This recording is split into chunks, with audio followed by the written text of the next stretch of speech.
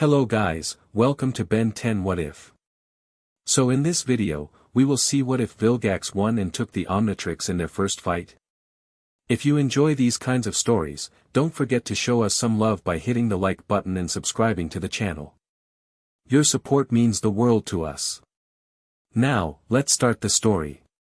Chapter 1, The Fall of Earth. Ben Tennyson's heart pounded against his ribs as he dove behind a boulder, the searing heat of a laser blast scorching the air where he'd stood just seconds before. The smell of burnt earth filled his nostrils as dust billowed around him. Come on, he muttered, frantically twisting the dial on the alien device strapped to his wrist. The Omnitrix's green display flickered between silhouettes of the 10 alien forms he'd discovered since finding it barely 3 weeks ago. Just give me XLR-8 or Diamond Head. Anything useful. Another blast shattered the top of his cover, sending rock fragments raining down on his head. Ben ducked lower, dirt smudging his white and black shirt. This wasn't how summer vacation was supposed to go.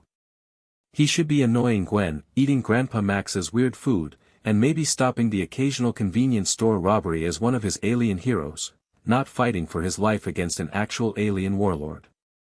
I know you're there, child. Vilgax's deep, menacing voice carried across the quarry. Your primitive hiding attempts are futile. Surrender the Omnitrix, and I might consider sparing this worthless planet. Ben peeked around the edge of the boulder. Even from 50 feet away, Vilgax was terrifying, over 10 feet tall with greenish skin, tentacles hanging from his face like some nightmare squid man, and muscles that made professional wrestlers look like toddlers. His massive arm cannon glowed ominously as he scanned the area. Come on, Ben, think, he whispered to himself. Grandpa Max and Gwen were pinned down on the other side of the quarry, taking cover behind the overturned rust bucket.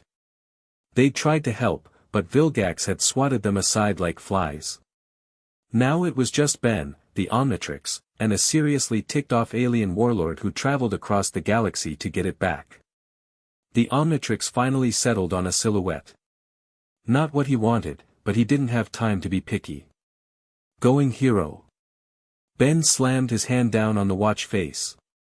Green light engulfed his body, rewriting his DNA in an instant. The familiar, disorienting sensation of transformation washed over him. His body swelled, skin hardening into orange rock-like plates as heat built within his core. When the light faded, Heat Blast stood where Ben had been, a humanoid creature made of living magma, crackling with fiery energy.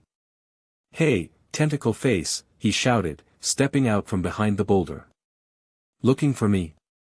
Vilgax turned, his red eyes narrowing. The Pyronite form. Impressive, but inadequate. We'll see about that. Heat Blast thrust his hands forward, unleashing a massive stream of fire that illuminated the entire quarry.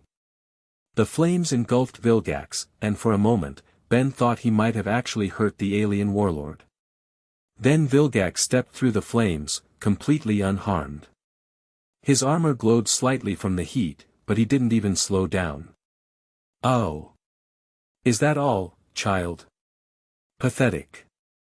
Vilgax charged forward with shocking speed for someone his size. Heat Blast barely had time to create another fire blast before a massive fist collided with his chest, sending him flying backward. He crashed through not one but 2 boulders before skidding to a stop, his fiery body leaving a scorched trail in the dirt. Pain radiated through his transformed body, something Ben wasn't used to feeling in alien form.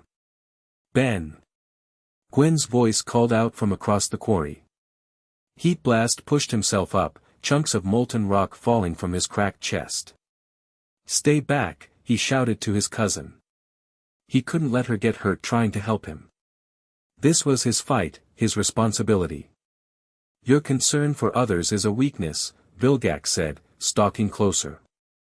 One I do not share. Suddenly, the warlord pivoted and fired his armed cannon toward the overturned RV. The blast struck just feet from where Gwen and Grandpa Max were hiding, sending them both sprawling. No. Rage surged through Heat Blast, his body temperature spiking. The ground beneath his feet melted as he gathered all the fire he could muster. With a primal scream, he unleashed it in a tornado of flames that spiraled toward Vilgax. This time, the alien warlord raised his arm to shield himself. The intensity of the heat actually pushed him back several feet, his boots creating furrows in the earth. "That's more like it," Vilgax growled, sounding almost pleased. But still not enough. Before Heat Blast could react, Vilgax fired a small projectile from his gauntlet. It struck the transformed boy directly in the chest, expanding into a web of metallic threads that wrapped around his flaming body. Immediately, the flames began to die down. "Fire-retardant compound," Vilgax explained casually. "Specifically designed to neutralize pyronite abilities." Heat Blast struggled against the restraints, but his strength was fading fast as the compound smothered his flames. "You've been planning this," he gasped. "For longer than you can imagine." Vilgax closed the distance between them with 2 massive strides. "I've studied every alien species in the Omnitrix. Did you really think I would come unprepared?" A solid punch to Heat Blast's gut sent him crashing to the ground. The impact triggered the timeout function of the Omnitrix, and in a flash of red light, Ben Tennyson returned to human form, a 10-year-old boy lying helpless at the feet of the galaxy's most feared conqueror. Finally, Vilgax reached down, his massive hand engulfing Ben's arm. "The Omnitrix will be mine. Get away from my grandson."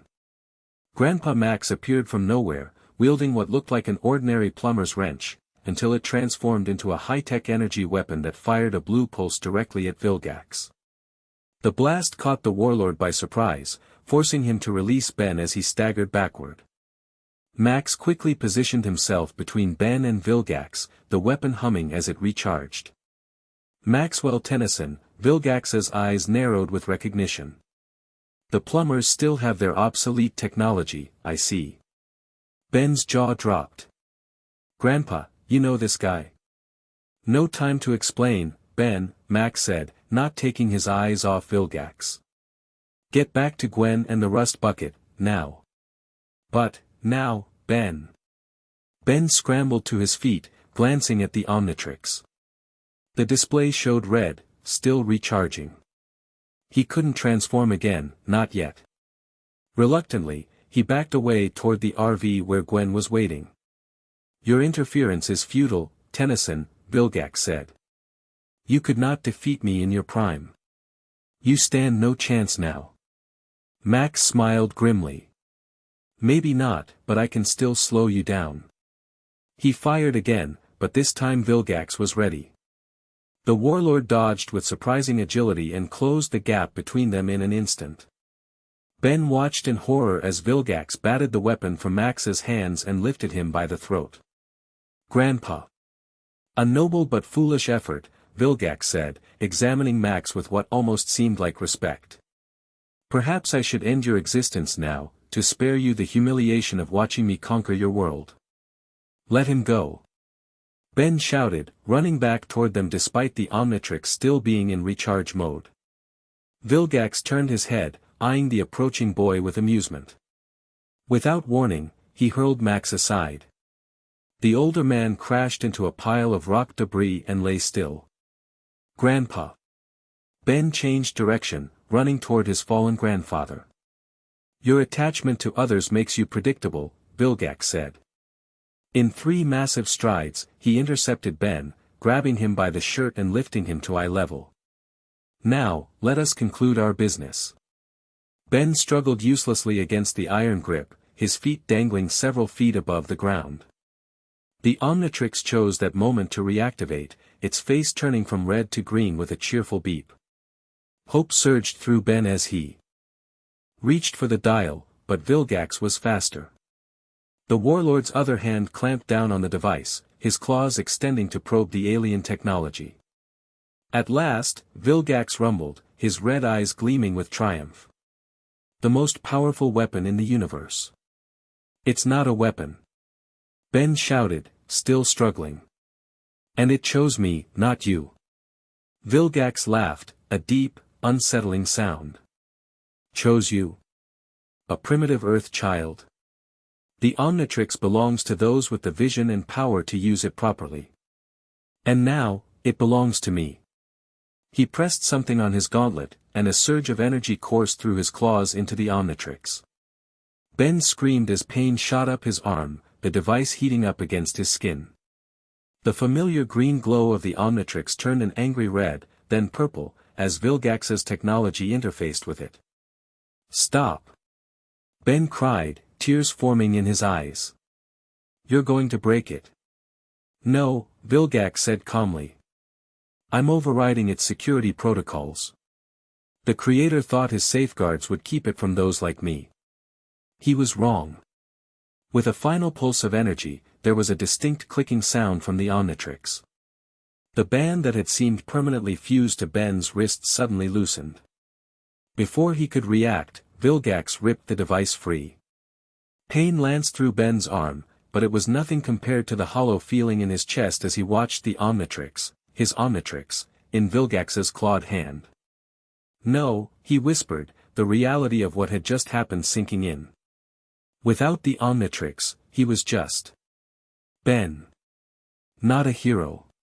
Not special. Just a kid who'd failed when it mattered most. Vilgax examined his prize, tentacles twitching with excitement. "After all this time," he murmured, almost to himself. Then his attention returned to Ben, dangling helplessly in his grip. "I should kill you for the trouble you've caused me." Ben closed his eyes, bracing for the end. Instead, he felt himself falling as Vilgax released him. He hit the ground hard, wincing as pain shot through his ankles and knees. "But death would be too merciful," Vilgax continued. "Instead, you will live to witness what real power can accomplish. You will watch as your world falls, knowing you failed to protect it." A pink energy bolt suddenly struck Vilgax from behind.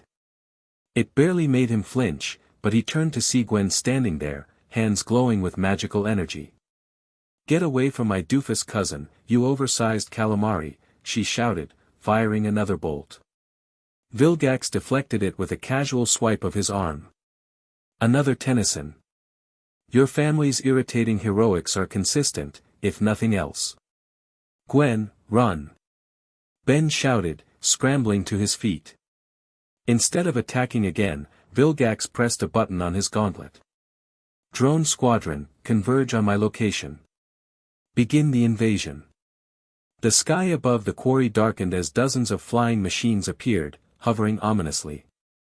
They were sleek, metallic, and distinctly alien, each armed with weapons pointing directly at the Tennyson family. "This planet is now mine," Vilgax announced, attaching the Omnitrix to his own wrist. The device looked tiny against his massive arm. "And with the Omnitrix, soon the galaxy will follow." "Not if I can help it." Max had regained consciousness and was staggering to his feet, blood trickling from a cut on his forehead.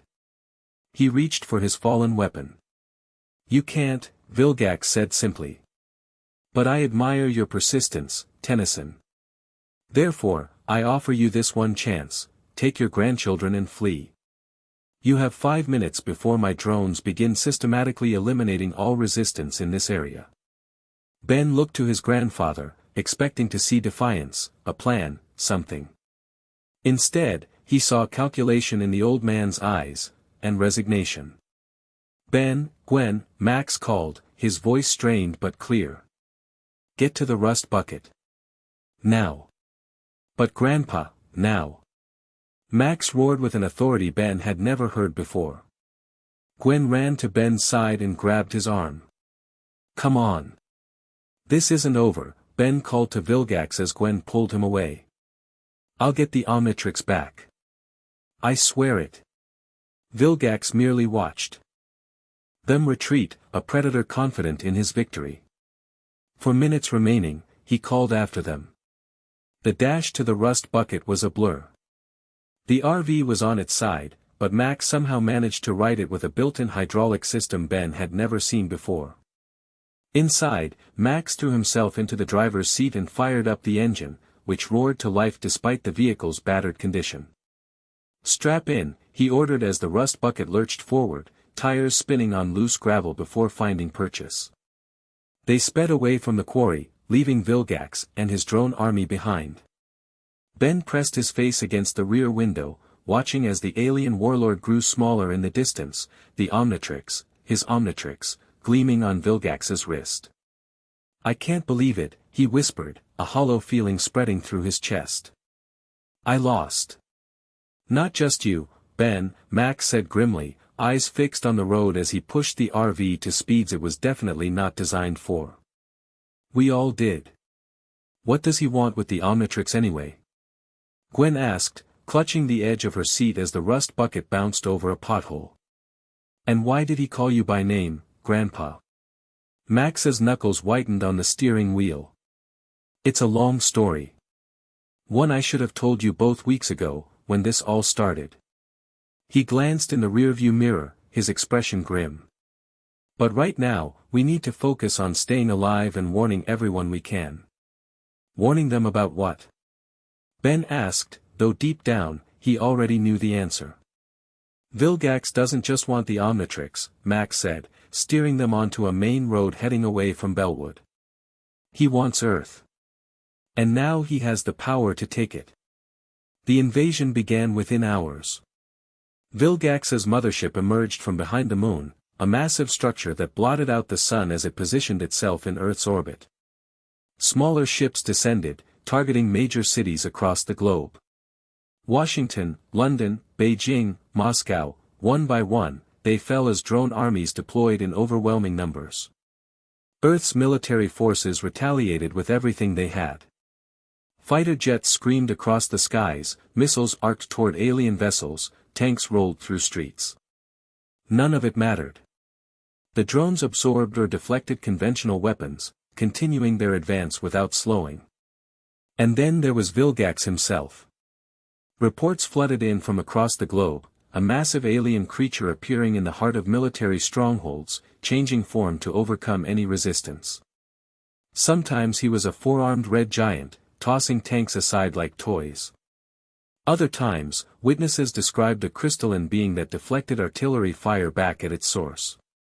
A velocity-blurring alien that moved too fast to track. A living inferno that melted defensive lines. The Omnitrix gave Vilgax not just Ben's 10 alien forms, but apparently the ability to switch between them at will, without the timeout limitations Ben had experienced. Each transformation seemed more powerful in Vilgax's hands, more controlled, more destructive. Through it all, the Tennyson family stayed on the move. Max had transformed the seemingly ordinary rust bucket into something else entirely, removing panels to reveal advanced technology, accessing hidden compartments filled with weapons that definitely weren't standard RV equipment. "I was a plumber," he explained as they raced along back roads, avoiding drone patrols. "Not the kind that fixes toilets. We were an organization that dealt with extraterrestrial threats. Vilgax was one of the worst we ever faced." "And you never told us?" Ben couldn't keep the accusation from his voice. "All this time, I've been using the Omnitrix, fighting aliens, and you didn't think that was worth mentioning?" Max's eyes remained fixed on the road. "I wanted you both to have normal lives. I retired for a reason, Ben." "Well, so much for normal," Gwen muttered, looking at a news report on her laptop. The screen showed footage of Vilgax, transformed into Diamond Head, impaling military vehicles on massive crystal spikes outside the Pentagon. "He's using your aliens to take over the world, Ben." Ben turned away, unable to watch. Each report felt like a personal failure, like he was responsible for the destruction because he couldn't keep the Omnitrix safe. "It should be me out there," he said quietly. "I should be the one using those powers to protect people." "You did your best, Ben," Max said, his voice softening slightly. "Vilgax has been conquering worlds for centuries. He's not just strong, he's smart, experienced, and ruthless." "So what do we do now?" Gwen asked. "We can't just keep running." Max checked the rearview mirror, his expression grim. "We make contact with the resistance." "There's a resistance already?" Ben perked up slightly. "Who?" "Other retired plumbers, for starters. When the invasion began, old protocols would have activated. Safe houses, secure communication channels, we had contingency plans for something like this. Max turned the RV onto a dirt road that cut through dense forest. But first, we need to disappear. The rust bucket wound deeper into the wilderness, eventually stopping at what looked like an abandoned ranger station nestled among towering pine trees. Max pulled around to the back, out of sight from the main road. Grab only what you need, he instructed. We'll have to leave the rust bucket here. We're abandoning it? Gwen asked, shocked. But, it's too recognizable, Max said. And Vilgax will be looking for it. For us. Ben gathered his few possessions, a change of clothes, his phone, those cell networks were already down in most areas, and a photo of him with Gwen and Grandpa Max taken at the beginning of summer, before he found the Omnitrix. He paused, staring at their smiling faces, at his own wrist clearly visible and Omnitrix-free in the picture. You coming, doofus? Gwen called from outside. Ben tucked the photo into his pocket and took one last look around the rust bucket, the table where they'd played cards and eaten Grandpa's weird cooking, the bunks where he'd slept, the front seat where he'd fought with Gwen over the radio. It had been his home for nearly a month, and now they were leaving it behind. Just like the Omnitrix. Outside, Max was removing a section of the RV's undercarriage, revealing a hidden compartment packed with equipment. He distributed items to both children, a strange watch-like device for each of them, a backpack filled with supplies, and what looked like ordinary flashlights but probably weren't. These are communicators, he explained, helping them secure the watches. They can't be traced or intercepted. Keep them on at all times. He handed Ben a small metallic cylinder. And this is a personal shield generator. Only use it in an absolute emergency. The power cell only lasts for about 30 seconds. Ben turned the cylinder over in his hands. A month ago, this would have been the coolest thing ever. Now, it just reminded him of everything he'd lost. What's the plan, Grandpa? Max shouldered his own pack, which clinked with what Ben suspected were weapons. There's a plumber-safe house about 6 miles from here. We'll head there on foot, staying off the main roads. And then what? Gwen asked. We can't hide forever. No, Max agreed. Eventually, we fight back. He looked at Ben, his expression serious. We're going to get the Omnitrix back, Ben. But it's going to take time, preparation, and help. This isn't a solo hero mission anymore. It's a war. The word hung in the air between them. A war. Against an alien warlord with a drone army and the most powerful device in the universe. And Ben was just a kid without his powers, running scared into the woods. I should have been better, Ben said quietly. If I'd mastered the Omnitrix sooner, learned more about it. Stop it, Gwen interrupted. This isn't helping. Your cousin's right, Max said, checking a compass before pointing them toward a barely visible trail. What's done is done. Now we focus on survival, then resistance. They set off into the forest, leaving the rust bucket behind. Above them, through gaps in the canopy, they could see Vilgax's drones patrolling the skies. The invasion of Earth was well underway, and they were 3 people on foot with a handful of plumber tech. Ben had never felt so small, so powerless. But as they walked, something began to harden inside him, a resolve that burned hotter than heat blast ever could. Vilgax had taken the Omnitrix, but he hadn't taken everything. Ben still had his family, his knowledge of how the aliens worked, and now, a growing determination. I'm going to get it back, he said, more to himself than the others. And when I do, Vilgax is going to wish he'd never heard of Ben Tennyson. Vilgax stood atop the ruins of what had once been the United Nations building, surveying the devastation of New York City. Smoke rose from dozens of locations, and his drone forces patrolled the streets below, herding captured humans toward processing centers. The conquest of Earth was proceeding exactly as planned, major resistance had been crushed within 72 hours, and global communication networks were under his control. And yet, he was frustrated. "Siphon," he called, not bothering to turn as his lieutenant approached. "Yes, Lord Vilgax." The thin, pale alien bowed deeply, his red eyes fixed on the ground in deference. "The Omnitrix continues to resist complete integration." Vilgax raised his arm, examining the device.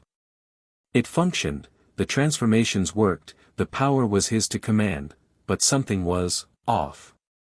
The transitions between forms weren't as smooth as they should be, and maintaining certain aliens for extended periods caused unexpected strain. "Perhaps it requires more time to adjust to your superior biology, Master," Siphon suggested. The Creator's safeguards were designed to be formidable. "Asmatha's safeguards," Vilgax growled, the name like acid on his tongue. "Always hiding behind his technology instead of facing me directly." A drone commander approached, hovering at a respectful distance until acknowledged with a nod from Siphon. "Report," Vilgax ordered. "The human military forces in what they call Europe have been neutralized, my lord. Asian resistance continues in some mountain regions but is being systematically eliminated. We have established control over 73% of the planet's surface." "And the Tennyson family?" The drone hesitated. "Still unaccounted for, Lord Vilgax. The tracking systems lost them in a forested region approximately 100 miles from the initial encounter. Search patterns have been expanded." Vilgax's tentacles twitched with irritation. "Find them." The boy's knowledge of the Omnitrix could be useful. He flexed his massive hand, feeling the device respond to his thoughts.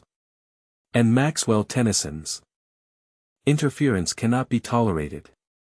He has opposed me for too long." "Yes, my lord. We have prioritized." A sudden explosion from the harbor interrupted the drone's report. Vilgax turned to see one of his smaller ships listing in the water, smoke pouring from its hull. Before he could react, 2 more explosions erupted across the city, precision strikes against drone command centers. "We are under attack," the drone announced unnecessarily. Vilgax's eyes narrowed.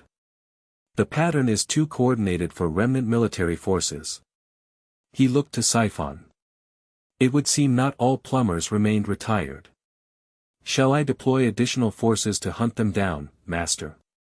"No." Vilgax activated the Omnitrix, cycling through the available forms. "This requires a personal touch." He selected one and pressed down on the dial. In a flash of green energy, his massive form was replaced by a ghostly, phantom-like creature with a single eye and black, claw-like hands. Ghost Freak, the ectoneurite form. Perfect for hunting prey. "Continue the processing of humans," Vilgax ordered, his voice now a chilling whisper through Ghost Freak's mouth. "I will deal with this resistance, personally." As he turned intangible and floated away toward the site of the explosions, Vilgax experienced a strange sensation, a whisper of consciousness that wasn't his own, buried deep within the ectoneurite DNA. He pushed it aside with brute mental force. The Omnitrix might be resisting, but he would master it completely, just as he would master this planet. And when Earth was fully under his control, the rest of the galaxy would follow. The plumber safe house wasn't what Ben had expected. From Grandpa Max's description, he'd imagined some high-tech underground bunker with flashing monitors and advanced alien weapons. Instead, they arrived at an ordinary-looking cabin in a clearing, so weathered and unremarkable that Ben would have walked right past it if Max hadn't led them directly to the front door. "This is it?" Gwen asked, echoing Ben's thoughts. "It doesn't look very safe." Max smiled for the first time since the invasion began. "That's the idea."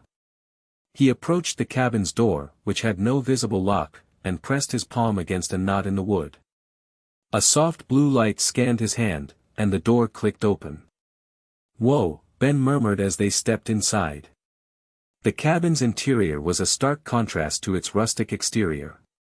The single room contained computer terminals, weapons racks, and communication equipment, all powered down, but clearly advanced tech. A ladder in one corner led to what looked like a trapdoor in the ceiling. "Welcome to Outpost 27, Max said, moving to a control panel and activating the systems. Lights flickered on, and screens came to life, displaying maps of the surrounding area. "It's not much, but it's off the grid and shielded from Vilgax's scanning technology." "How many of these are there?" Gwen asked, examining a shelf stocked with supplies. "Dozens around the world. Part of the plumber emergency network." Max typed a code into a terminal.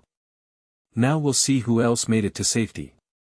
Ben wandered to a window, staring out at the forest.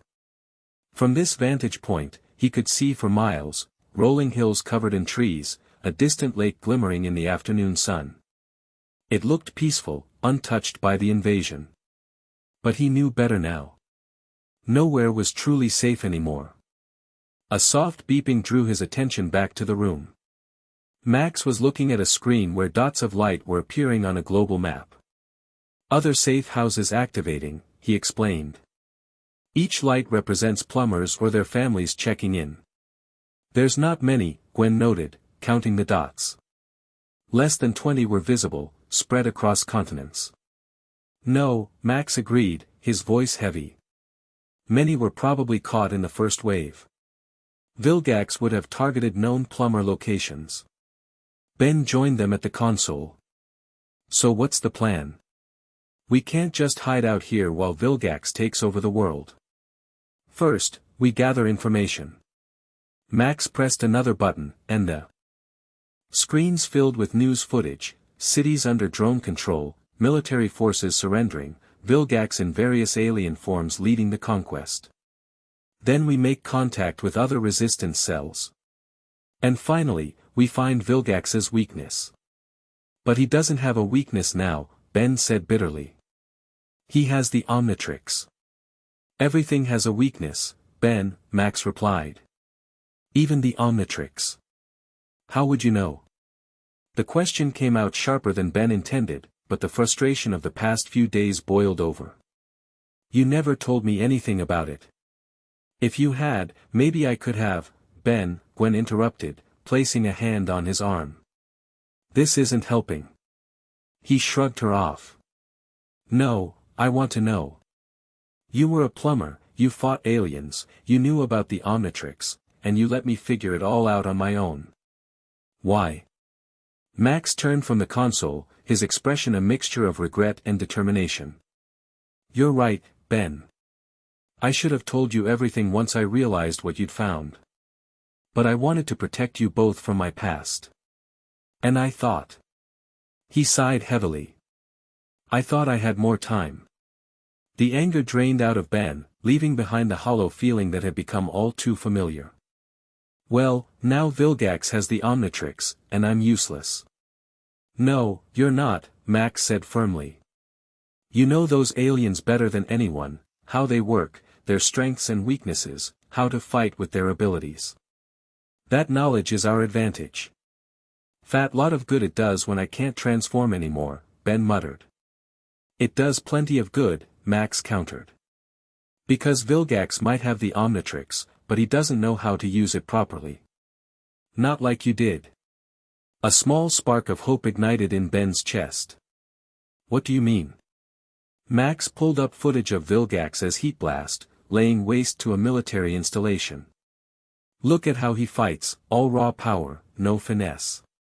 He's using the aliens like blunt instruments because that's all he understands. You were learning their nuances, their special abilities." He switched to another clip of Vilgax as XLR-8, moving so fast he was barely visible. "And notice the transitions between forms, they're taking longer than they did for you, and he seems disoriented for a few seconds after each change." Ben studied the footage, and realized Grandpa Max was right. Vilgax was powerful, but his use of the alien forms was crude compared to how Ben had learned to utilize them. "The Omnitrix wasn't meant for someone like Vilgax," Max continued. "It's fighting him, in its way. And that gives us an opening." The spark in Ben's chest grew stronger. "So we can beat him?" "I didn't say it would be easy," Max cautioned. But yes, I believe we can. With the right plan, the right allies, and, he looked pointedly at Ben, the right hero leading the charge. But I'm not a hero anymore, Ben said, instinctively touching his bare wrist where the Omnitrix had been. I'm just, me. The Omnitrix didn't make you a hero, Ben, Gwen said unexpectedly. It just gave you the power to act on who you already were. Ben stared at his cousin, surprised. That almost sounded like a compliment, dweeb. She rolled her eyes, but there was a hint of a smile on her face. Don't let it go to your head. A series of sharp beeps from the console interrupted the moment. Max rushed to check it, his expression growing concerned. What is it? Ben asked. Proximity alert, Max replied, bringing up a visual feed from outside the cabin. A drone ship was passing overhead, slow and methodical, scanning the forest below. They're searching the area. Can they detect us? Gwen asked, moving closer to Max, not through the shielding, but if they do a ground sweep. Max didn't finish the sentence. He didn't need to. They all knew what would happen if Vilgax found them. Ben watched the drone on the screen, his hands clenching into fists. A week ago, he would have slammed down the Omnitrix and flown up there as Stinkfly or XLR-8, taking the fight directly to the enemy. Now all he could do was hide and hope they weren't discovered.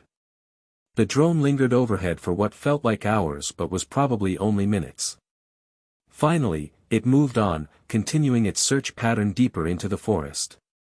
That was too close, Max said, powering down several systems to minimize their energy signature. We need to be more careful. No outside communications for now, and we'll have to limit our power usage. So we're just going to sit here in the dark? Ben asked. No, Max replied. We're going to train. Train. Both Ben and Gwen echoed the word. Max nodded, his expression serious. If we're going to fight back, if we're going to have any chance of defeating Vilgax and reclaiming the Omnitrix, you two need to be prepared. Not just mentally, but physically. I don't have powers anymore, Ben reminded him. Neither do I, Max countered. Never did. Didn't stop me from being one of the best plumbers in the galaxy. He moved to one of the storage lockers and began removing equipment, training pads, practice weapons, and what looked like a pair of lightweight body armor vests sized for children. We start tomorrow at dawn. For now, get some rest. You'll need it. As Ben climbed the ladder to the cabin's loft that night, his mind raced with everything that had happened. In less than a week, he'd gone from summer vacation to alien hero to fugitive from an invading force. He'd lost the Omnitrix and watched as Vilgax used its power to conquer Earth. It was like a nightmare he couldn't wake up from. Yet despite everything, as he lay in his makeshift bed listening to the sounds of the forest outside, that spark of hope Max had ignited continued to burn. Maybe he wasn't useless after all. Maybe being Ben Tennyson was enough, or could be, with the right training. And maybe, just maybe, he'd get the chance to face Vilgax again. Not as the kid who lost the Omnitrix, but as someone who'd earned the right to take it back. The first week at the safe house established a brutal routine. Max woke them before sunrise each day for physical training, running through the forest, climbing trees, crossing streams on fallen logs. By mid-morning, they moved to combat training, where Max revealed fighting skills neither Ben nor Gwen had imagined their grandfather possessed. The plumbers trained us to handle any opponent, he explained, demonstrating a takedown move that left Ben flat on his back, wheezing.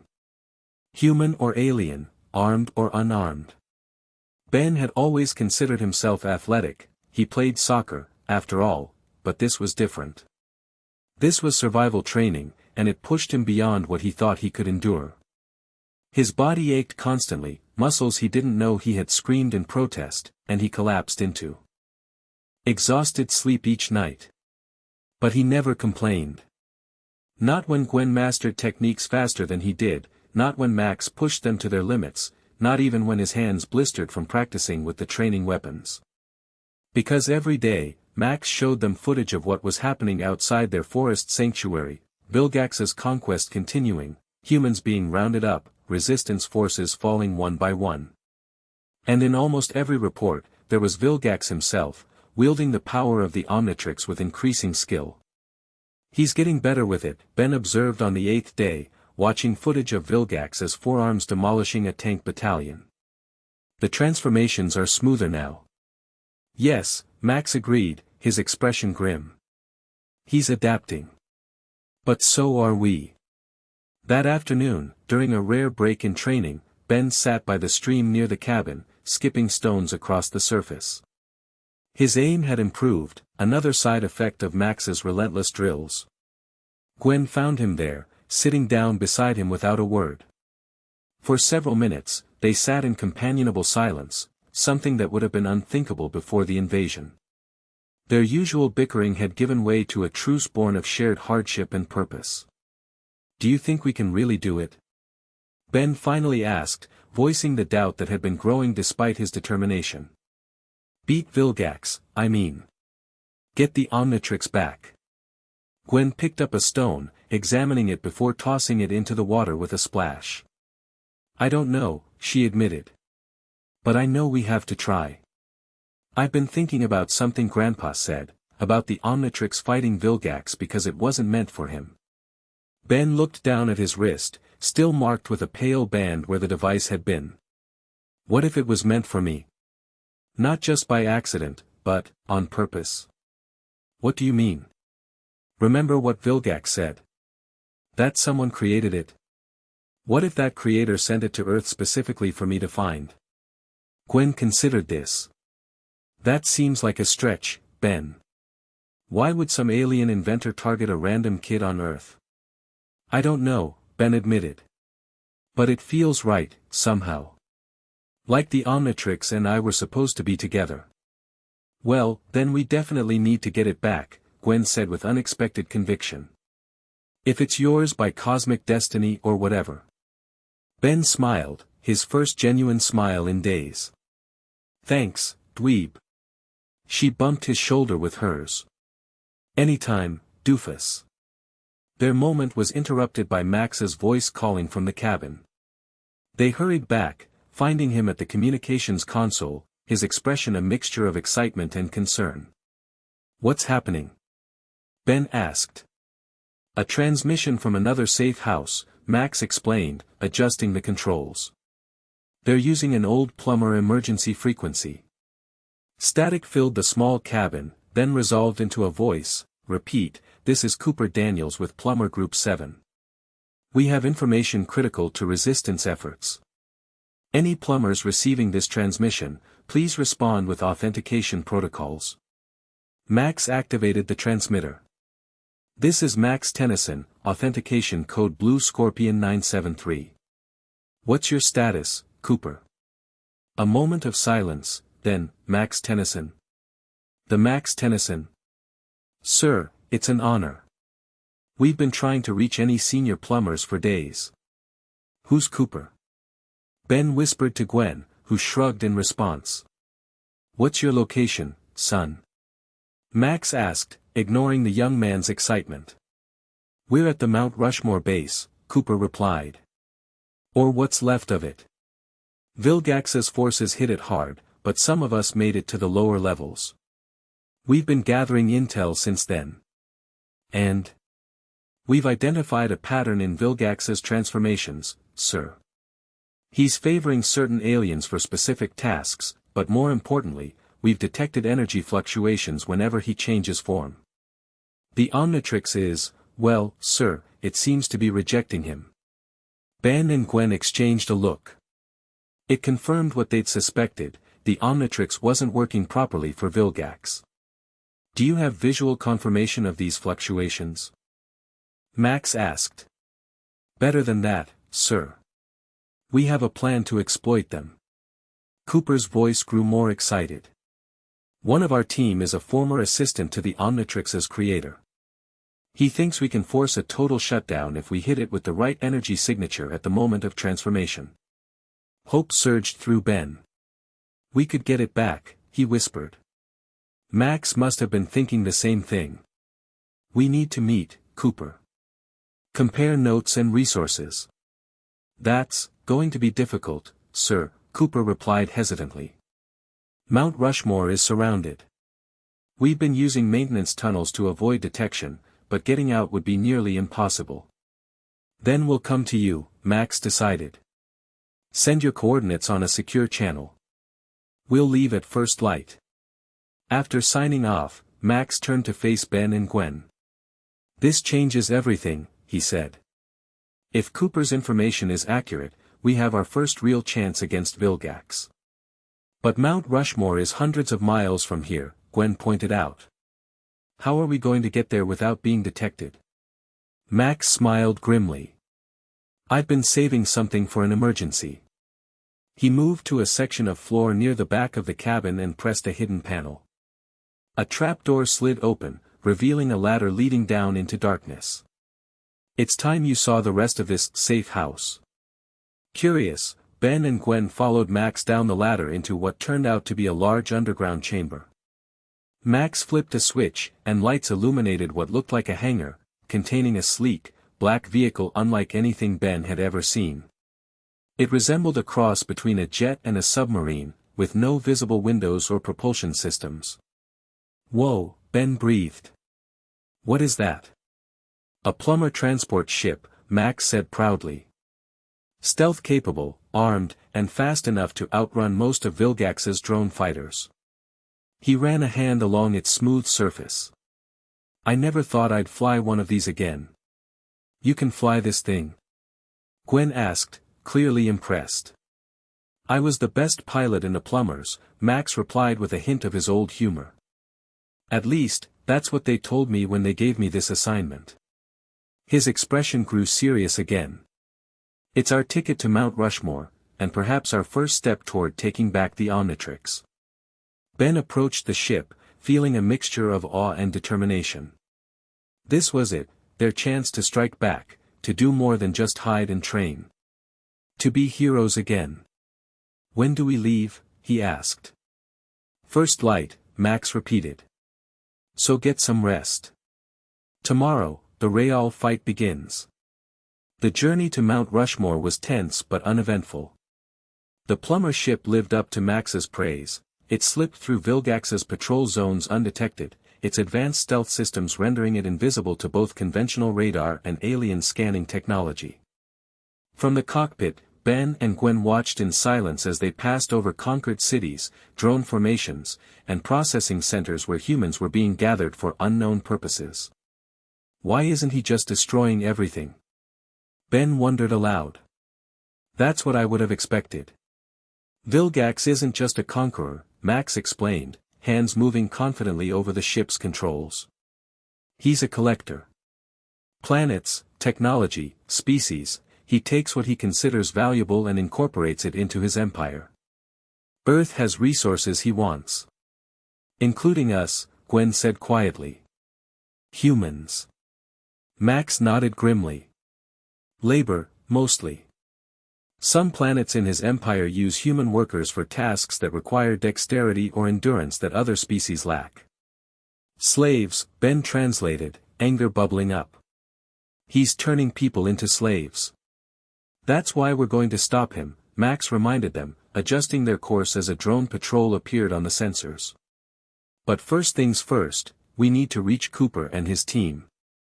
The Mount Rushmore facility had once been one of the plumber's most important Earth bases, disguised as a tourist attraction.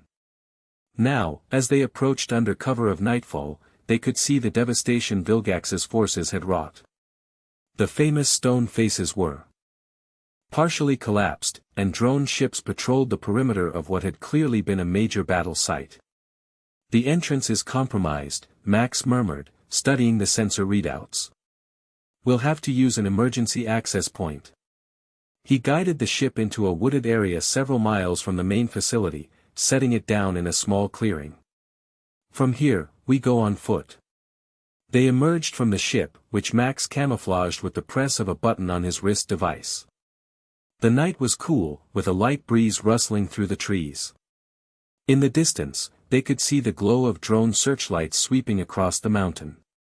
Stay close, Max instructed, leading them through the forest with the confidence of someone who traveled this path many times before. After an hour of careful hiking, avoiding drone patrols and sticking to the shadows, they reached a seemingly unremarkable rock formation. Max pressed his hand against a specific stone, and a section of the ground slid away, revealing a narrow tunnel entrance. Maintenance access, he explained. It'll take us directly to the lower levels of the base. The tunnel was dark and cramped, forcing them to proceed in single file, guided only by the dim light of Max's modified flashlight. The air grew stale as they descended, the temperature dropping noticeably. How much further?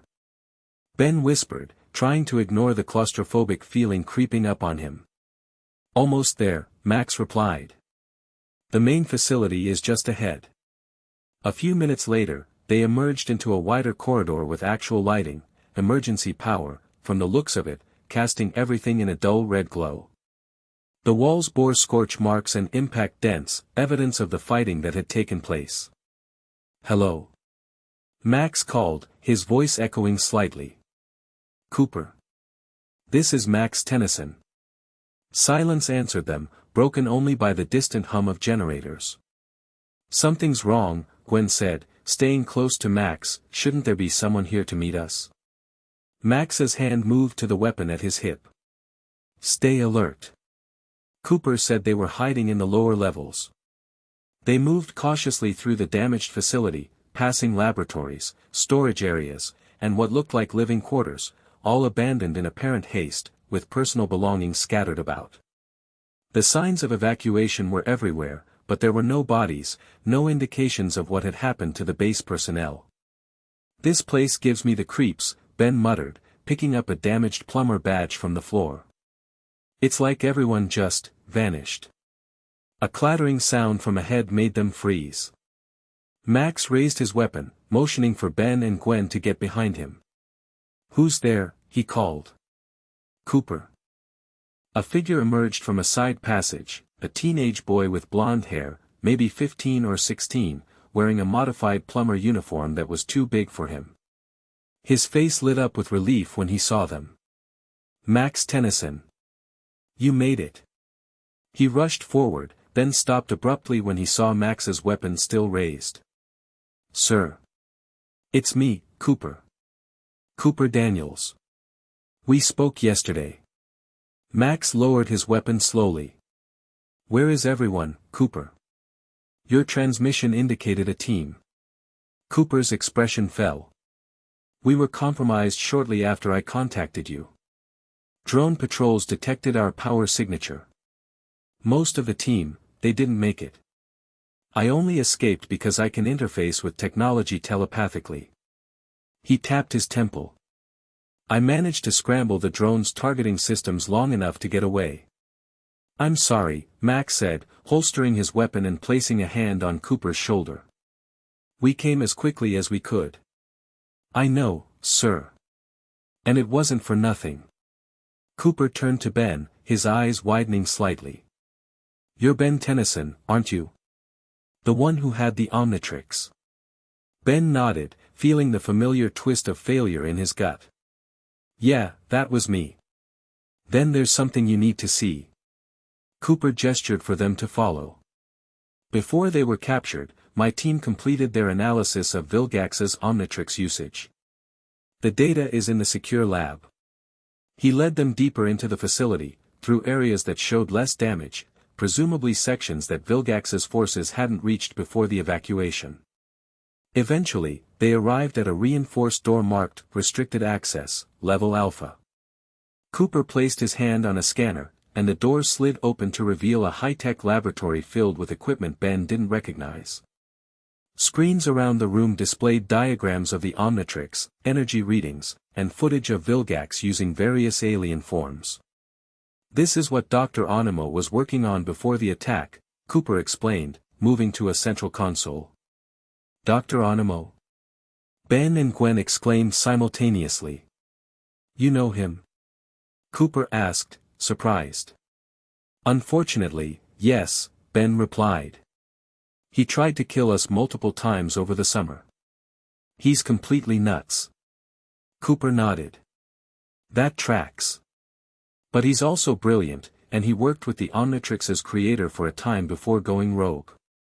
The plumbers recruited him from prison when the invasion started, enemy of my enemy and all that. And you trust his research? Max asked skeptically. I verified it myself, Cooper said, bringing up a complex diagram on the main screen. It's solid. The Omnitrix is rejecting Vilgax on a fundamental level, and the rejection is getting worse as time passes. When he transforms, there's a moment of extreme vulnerability, a power fluctuation that lasts approximately 1.7 seconds. Ben studied the diagram, recognizing the familiar shape of the Omnitrix amid the technical jargon. So if we hit him during that window, what happens? Best case scenario. The Omnitrix initiates a total reset and releases from his wrist. Cooper brought up another diagram showing a device that looked like a sophisticated rifle. Onimo designed this, an energy disruptor calibrated to the exact frequency needed to trigger that reset. And worst case scenario? Gwen asked. Cooper hesitated. The Omnitrix could malfunction catastrophically. According to Onimo's notes, that could mean anything from a localized explosion to a tear in spacetime. Fantastic, Ben muttered. So our plan is either get the Omnitrix back or destroy the universe trying. Not quite that dire, Cooper assured him. Onimo calculated the worst-case risks as minimal. The Omnitrix has failsafes upon failsafes. Max examined the disruptor schematics closely. Did Onimo actually build this device before he was captured? Cooper's expression brightened. That's the good news. It's completed and tested, at least on the simulations. It's in Storage Vault B, along with some other tech he was working on. Then we have our plan, Max said decisively. Get the disruptor, find Vilgax during a transformation. Hit him with it, and reclaim the Omnitrix. Just one problem, Ben pointed out. Vilgax is currently using the Omnitrix to conquer the world. How exactly do we get close enough to zap him without getting squashed? Cooper smiled for the first time since they'd arrived. That's where the other part of our plan comes in. We know where he'll be, and when he'll be transforming. He pulled up a map on one of the side screens, showing what looked like a military base. This is Area 51, or what's left of it. Vilgax has turned it into his personal headquarters on Earth. According to our intelligence, he's planning a major announcement tomorrow at noon. He always transforms for these broadcasts, shows off his power to intimidate any remaining resistance. So we infiltrate Area 51 during his announcement, Max surmised, get into position with the disruptor, and wait for him to transform. Exactly, Cooper confirmed. The base is heavily guarded, but I've identified a maintenance tunnel that should get us close enough without detection. Us? Max raised an eyebrow. I'm coming with you, Cooper said firmly. I can interface with the base's systems, create distractions, shut down security measures. You'll need me. Max considered this, then nodded. All right. We leave in 4 hours, that'll get us to Area 51 with time to prepare before Vilgax's announcement. As Cooper led them to quarters where they could rest and prepare, Ben found himself unable to shake a sense of both anticipation and dread. Tomorrow, he'd face Vilgax again, the alien who'd taken everything from him, who'd conquered Earth and enslaved humanity. And this time, if their plan worked, he might actually win. But if they failed, there wouldn't be a second chance. Not for any of them. Area 51 had been transformed. The one secret military installation was now an openly displayed fortress of alien technology, with Vilgax's mothership hovering directly above it. Drone patrols circled continuously, and massive defense turrets had been installed along the perimeter.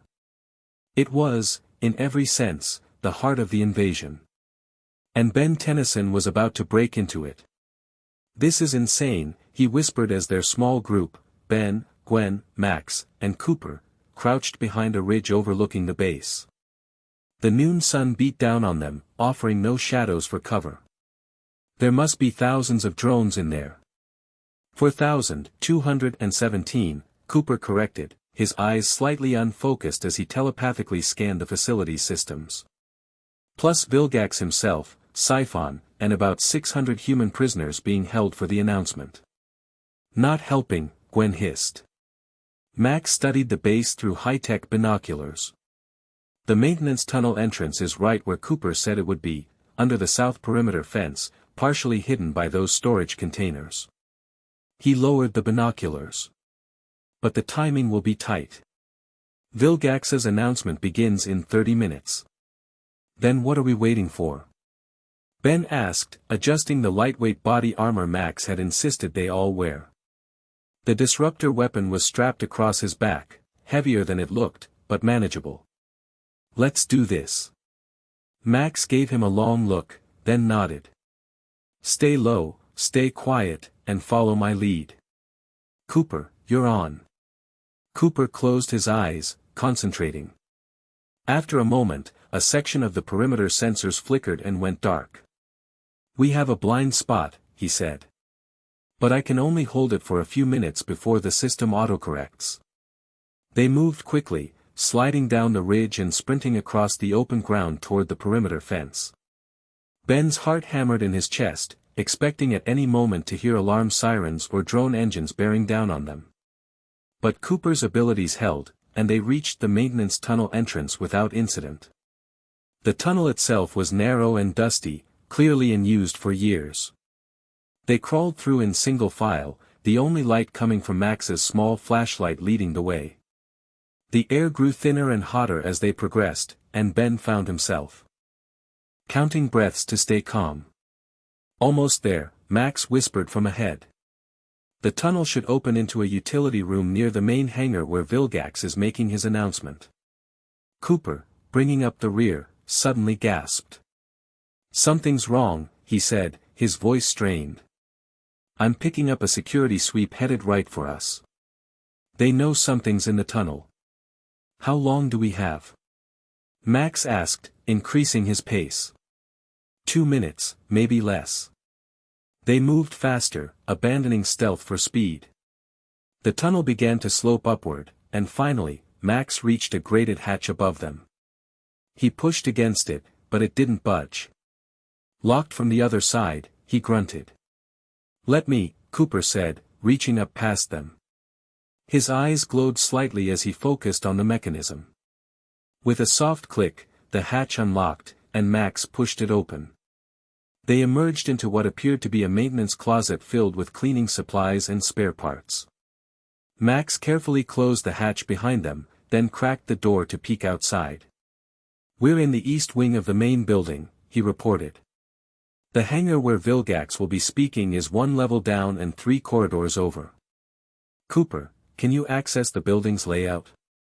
Cooper nodded, his expression distant as he mentally interfaced with the base's systems. Got it. There's a service passage that will take us most of the way there without using the main corridors. But we need to move now, Vilgax is already preparing to address the prisoners. They slipped out of the closet and followed Cooper's mental directions, moving through narrow service passages designed for maintenance drones. Twice they had to freeze and press against walls as actual drones passed nearby, but each time, Cooper managed to scramble their sensors just enough to keep them hidden. Finally, they reached a ventilation grate overlooking the main hangar, a massive space where hundreds of human prisoners were being held in force field cells. At the far end, a platform had been constructed, and standing upon it was Vilgax himself. Ben's breath caught in his throat. The alien warlord looked even more imposing than he remembered, massive, armored, and radiating confidence. And there, clearly visible on his wrist, was the Omnitrix. We need to get closer, Max whispered. The disruptor has a limited range. Cooper pointed to a catwalk that ran along the far wall of the hangar, partially hidden in shadows. That's our best position. I can get us there through the maintenance ducts. Another crawl through claustrophobic spaces, and they emerged onto the catwalk, positioned almost directly above where Vilgax stood. From this vantage point, they could see the entire hangar floor, including the crowd of terrified prisoners and the drone guards positioned strategically throughout. Perfect, Max said softly. Ben, get the disruptor ready. Gwen, be prepared to create a diversion if we need one. Cooper, can you interface with the hangar systems? Cooper nodded, his eyes already glowing as he connected mentally with the base. I have limited access. I can't control the primary systems, but I can affect lighting, ventilation, and some of the non-military drones. Good enough. Max turned to Ben. The moment Vilgax transforms, you take the shot. Remember, you have less than 2 seconds during the vulnerability window. Ben unstrapped the disruptor, feeling its weight in his hands. The weapon was unlike anything he'd ever used, a sleek design of alien origin, with controls that seemed to respond to his thoughts as much as his touch. He raised it, finding Vilgax in the targeting system. Below them, Vilgax began to speak. People of Earth, his voice boomed through the hangar, today marks the final phase of your world's integration into my empire. Your militaries have fallen. Your governments have surrendered. Resistance, while persistent, has proven futile. Ben's grip tightened on the disruptor. Every instinct screamed at him to fire now, to take the shot while Vilgax was monologuing. But he knew it wouldn't work, not until the warlord transformed. Some of you still cling to hope, Vilgax continued. Hope that your heroes will save you. Hope that the plumbers will return from the shadows. His red eyes seemed to scan the crowd, then, impossibly, tilted upward, directly toward their hiding spot on the catwalk. Hope, Vilgax said, his voice dropping to a dangerous growl, like the kind that brings Max Tennyson and his grandchildren into my fortress, thinking I would not detect them. Ben's blood turned to ice.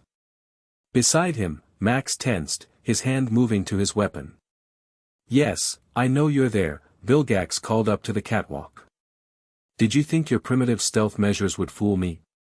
I've been aware of your presence since you entered the tunnel. It's a trap, Gwen whispered. He was waiting for us. Vilgax raised his arm, the Omnitrix gleaming on his wrist. Shall I demonstrate what happens to those who oppose me? Perhaps a transformation would be appropriate. He's baiting us, Max warned. Be ready. Vilgax activated the Omnitrix, cycling through alien forms. The Tetramand, I think. Appropriate for crushing insects. He pressed down on the dial, and green energy engulfed his form. In that moment, the moment of transformation, Ben squeezed the trigger. The disruptor fired, emitting a pulsing beam of blue-white energy that struck Vilgax directly as his body was mid-change between forms. The effect was immediate and dramatic. The green energy of the Omnitrix turned purple, then red, surrounding Vilgax in a crackling field that seemed to fight against itself. Vilgax roared in pain, his partially transformed body contorting as the Omnitrix on his wrist began to spark and pulse erratically. It's working! Cooper exclaimed. Below, chaos erupted. Drones rushed toward their master while prisoners scattered, the force fields containing them flickering as the energy surge affected all systems in the hangar. Keep the beam steady, Ben. Max ordered. Ben gripped the weapon tighter, fighting its recoil as it continued to pump disruptive energy into the Omnitrix. His arms burned with the effort, but he didn't dare let up. This was their one chance, their only chance. Vilgax fell to his knees, his body caught between his natural form and forearms, the transformation incomplete and unstable. The Omnitrix was now glowing so brightly it was painful to look at directly. What have you done? Vilgax bellowed, his voice distorted by the energy coursing through him.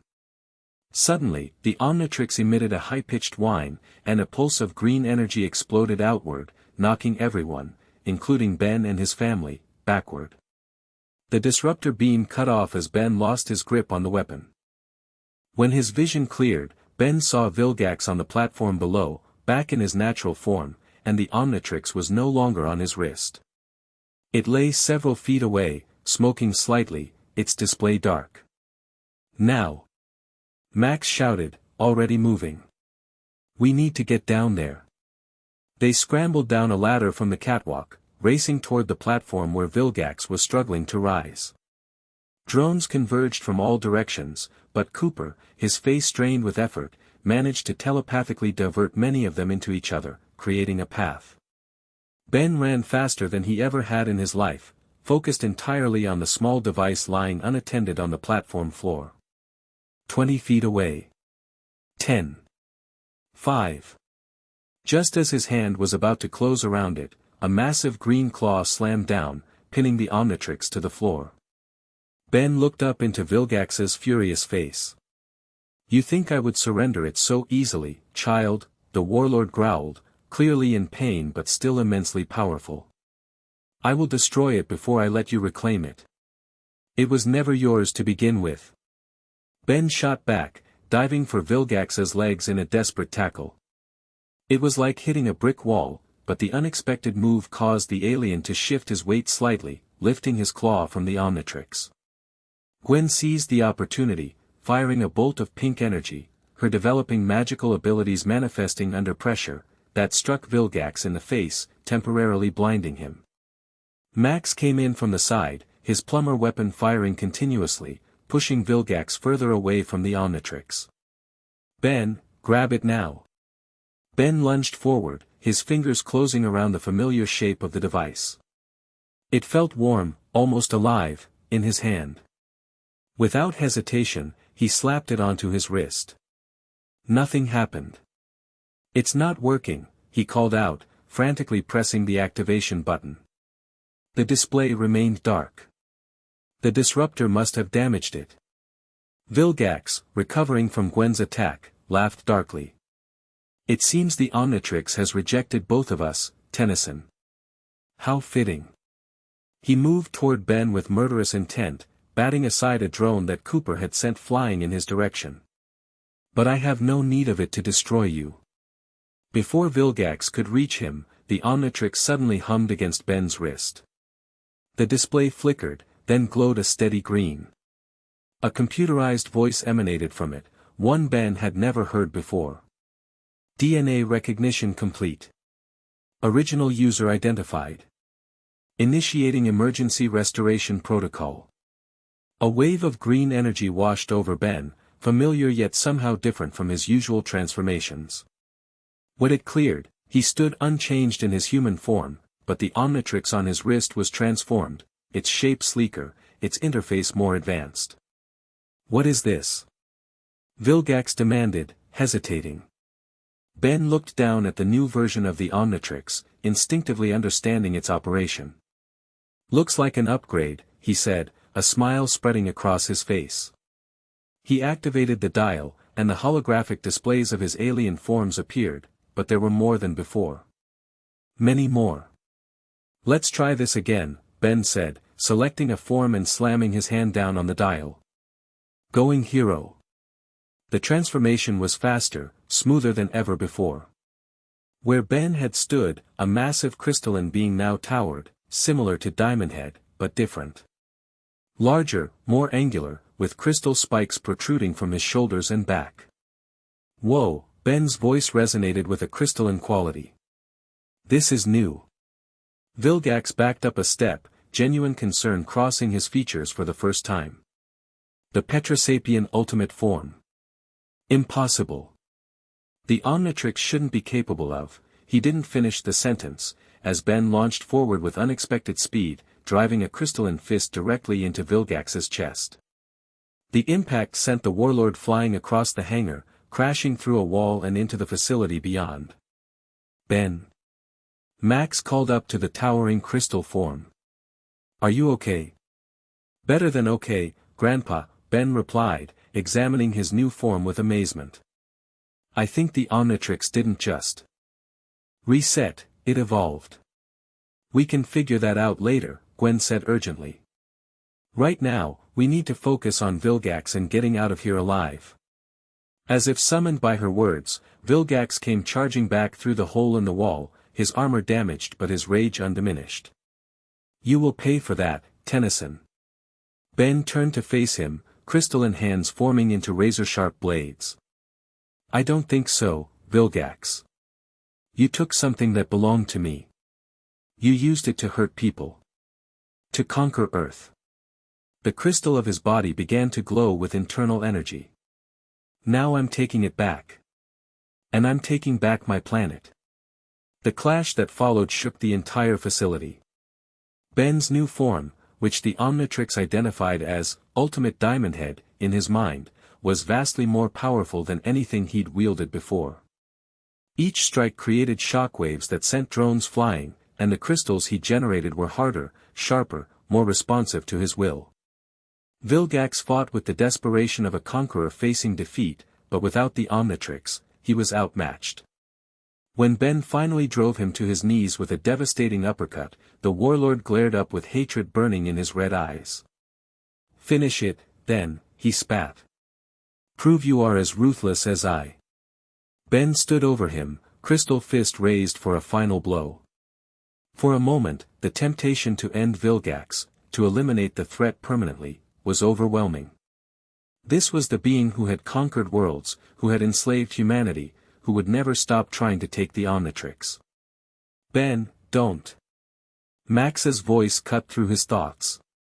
That's not who you are. Ben hesitated, then lowered his fist. No, it's not, he agreed. The crystal of his body reconfigured, forming a containment field around Vilgax. You're defeated, Vilgax. Your invasion is over. You think this ends here? Vilgax laughed bitterly as the crystal prison enclosed him. My empire spans galaxies. My forces will come for me.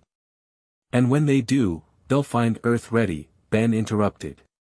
Because I'll be waiting. We all will. With Vilgax contained, Ben turned to the others. The hangar was in chaos, prisoners escaping, drones malfunctioning or being destroyed. Through it all, Max, Gwen, and Cooper stood together, battered but unbroken. We need to broadcast a message, Ben said, his voice carrying the authority of his new form. Let everyone know Vilgax is defeated and the Resistance is taking back Earth. Cooper nodded. I can access the communication systems. Vilgax's announcement was being transmitted globally, we can use the same channel. Do it, Max ordered. And then we need to secure this facility.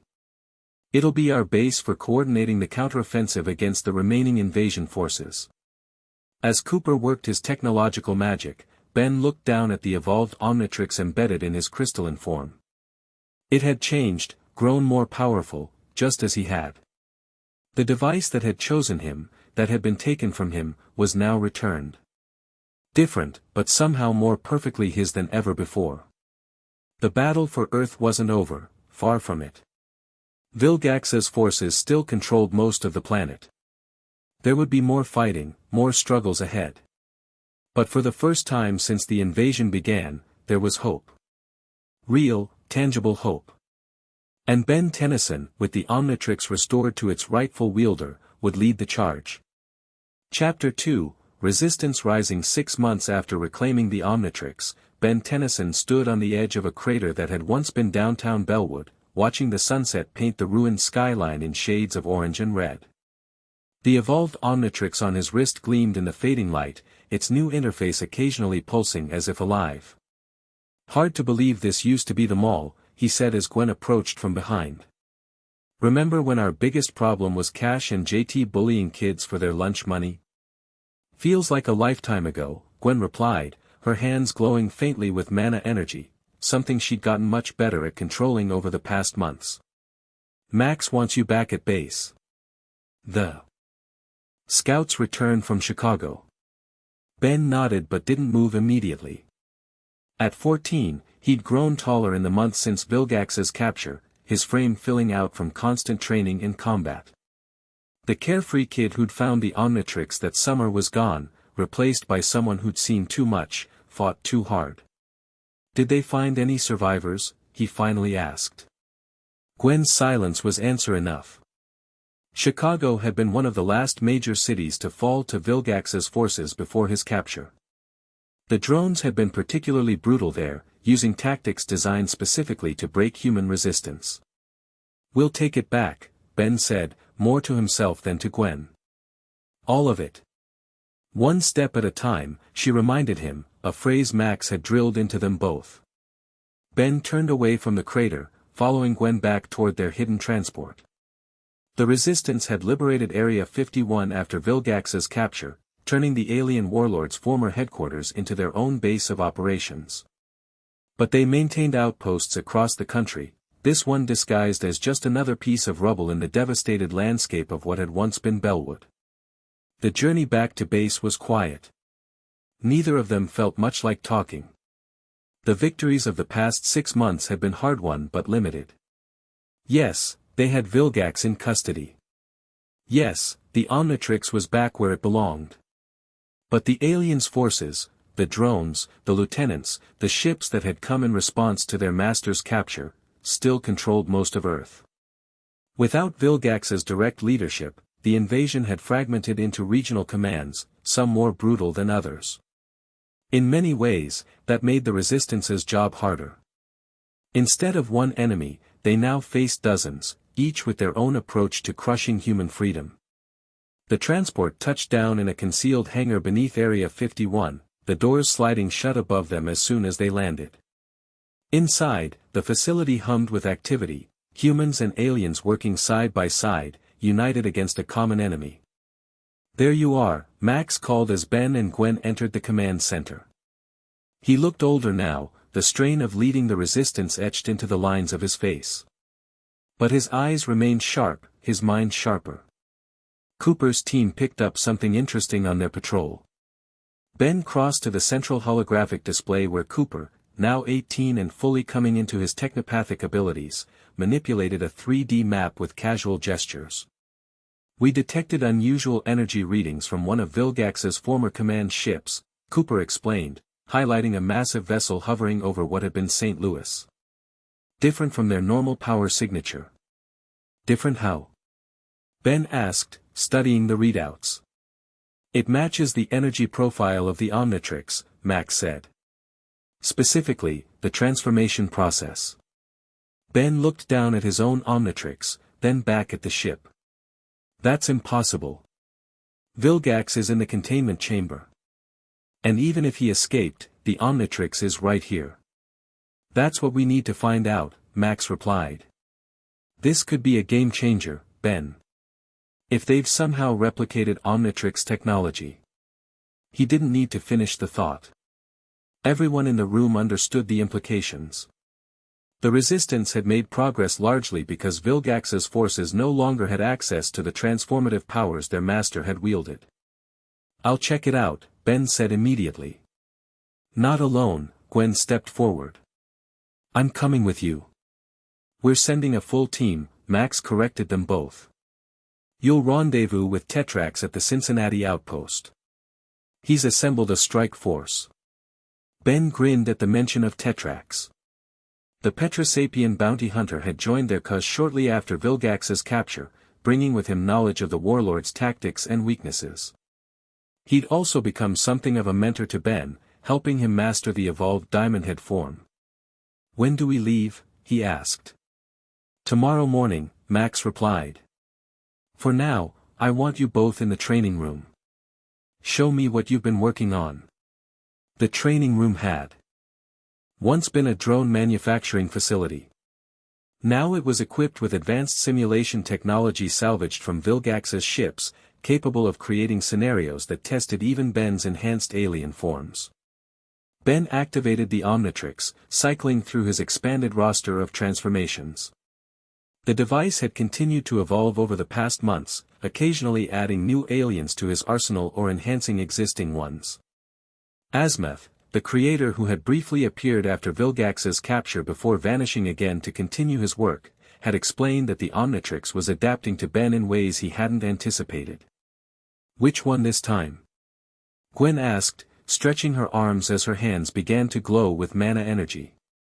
"Let's try something new," Ben replied, selecting a form he'd only discovered last week. "Going Hero." The transformation washed over him, reshaping his body into something unlike any of his previous aliens.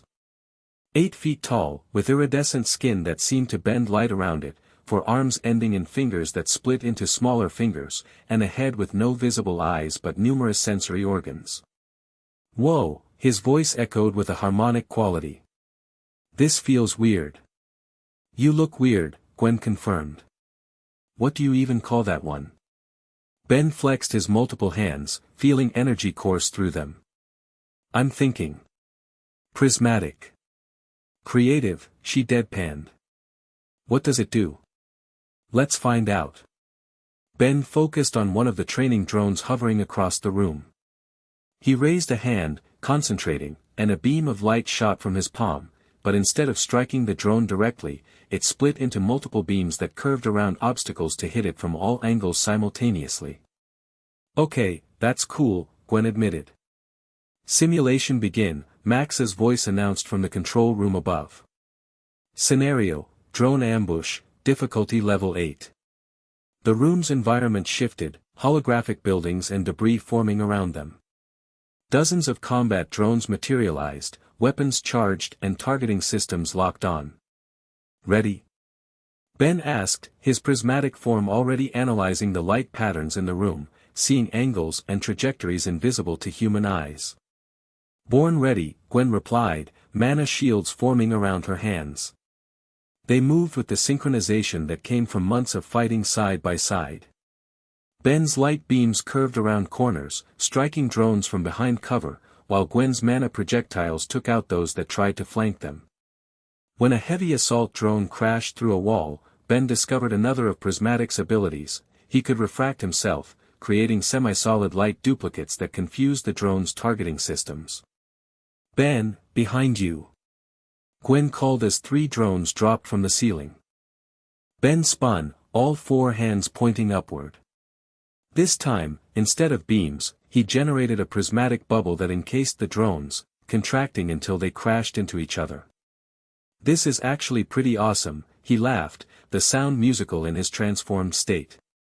Don't get cocky, Gwen warned, just as a massive tank-like drone smashed through the simulated environment, its main cannon already charging. Too late, Ben replied, rushing toward it. He leapt, body shifting into a living prism that split the drone's energy blast into harmless rays. Landing on the tank's hull, he phased his hands directly into its control systems. Light pulsed along his arms, and the drone's weapons turned on its companions, clearing half the room in seconds. Show off, Gwen muttered, though Ben could see her fighting a smile. The simulation ramped up in difficulty, the remaining drones adapting to their tactics. One caught Gwen with a stun blast that temporarily disrupted her mana control. She fell back, vulnerable for crucial seconds. Ben reacted instantly, stretching his light form across the distance between them and forming a protective barrier. The drones concentrated fire on his position, and he felt his energy reserves draining rapidly. Can't hold this forever, he grunted. Any ideas? Gwen's eyes narrowed in concentration. With a gesture more complex than any Ben had seen her use before, she created a series of mana platforms in the air. Up there. I'll follow. Understanding immediately, Ben dissolved his barrier and leapt for the platforms. As the drones tracked upward, Gwen unleashed a massive wave of mana energy from below, catching them in a crossfire with Ben's light beams from above. The last drone fell, and the simulation dissolved around them. Ben transformed back to human form, breathing hard but grinning. Not bad, Max's voice came from the speakers. But you're still telegraphing your moves too obviously, Ben. And Gwen, that mana disruption shouldn't have caught you off guard. We got the job done, Ben replied, helping Gwen to her feet. Getting the job done isn't enough anymore, Max said as he entered the training room. Out there, against Vilgax's lieutenants, there are no second chances. You need to be perfect. Ben felt a flash of frustration. No one's perfect, Grandpa. Not even you. Max's expression softened slightly. I know that, Ben. But we need to be better than we are. All of us. He placed a hand on Ben's shoulder. The stakes are too high for anything less. Before Ben could respond, the facility's alarm system activated, 3 short bursts, the signal for an incoming transmission on secure channels. That's the Cincinnati outpost, Max said, already moving toward the door. Tetrax must have new information. They hurried to the command center, where Cooper was working to stabilize the incoming signal. The holographic display flickered, then resolved into Tetrax's crystalline face. Tennyson, the Petrosapien, nodded in greeting.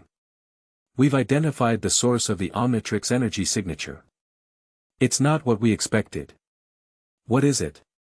Ben asked, stepping closer to the display. Not what? Who? Tetrax's image shifted to show footage of a battlefield near the St. Louis ship.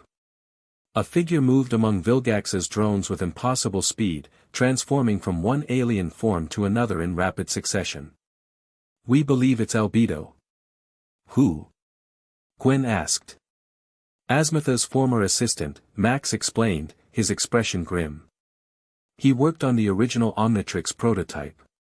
He appears to have created a duplicate, Tetrax continued. An imperfect one, but functional. He's leading a faction of Vilgax's forces now, calling himself the true heir to Vilgax's conquest. Ben studied the footage, watching as the figure, who indeed looked strikingly like him, but with white hair and red eyes, shifted from a Pyronite to a Galvan and then to a Volpomancer. Each transformation seemed to cause him pain, his body convulsing before settling into the new form.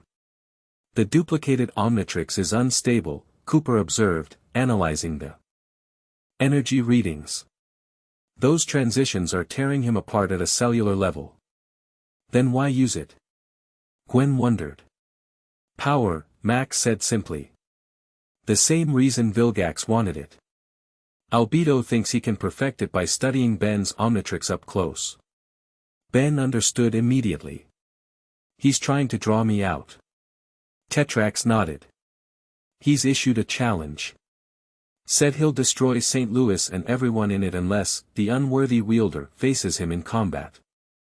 Classic villain move, Ben said, but the joke fell flat even to his own ears.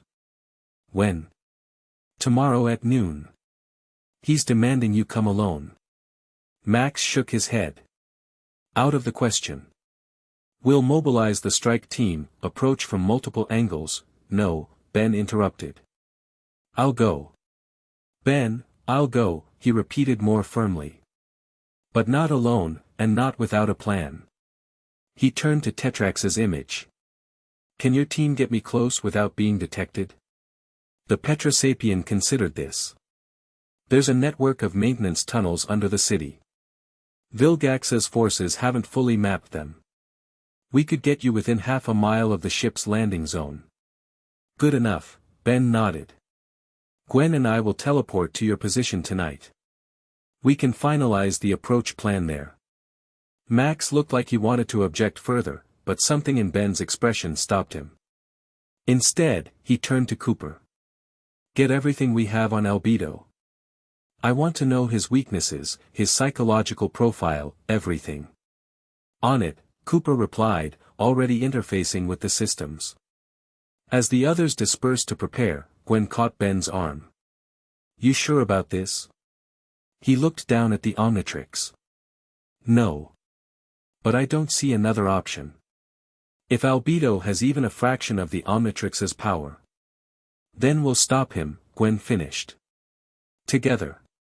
Ben gave her a grateful smile. 6 months ago, he might have charged in alone, convinced he could handle anything with the Omnitrix on his wrist. Now he knew better. Strength wasn't just about power, it was about the people fighting beside you. Together, he agreed.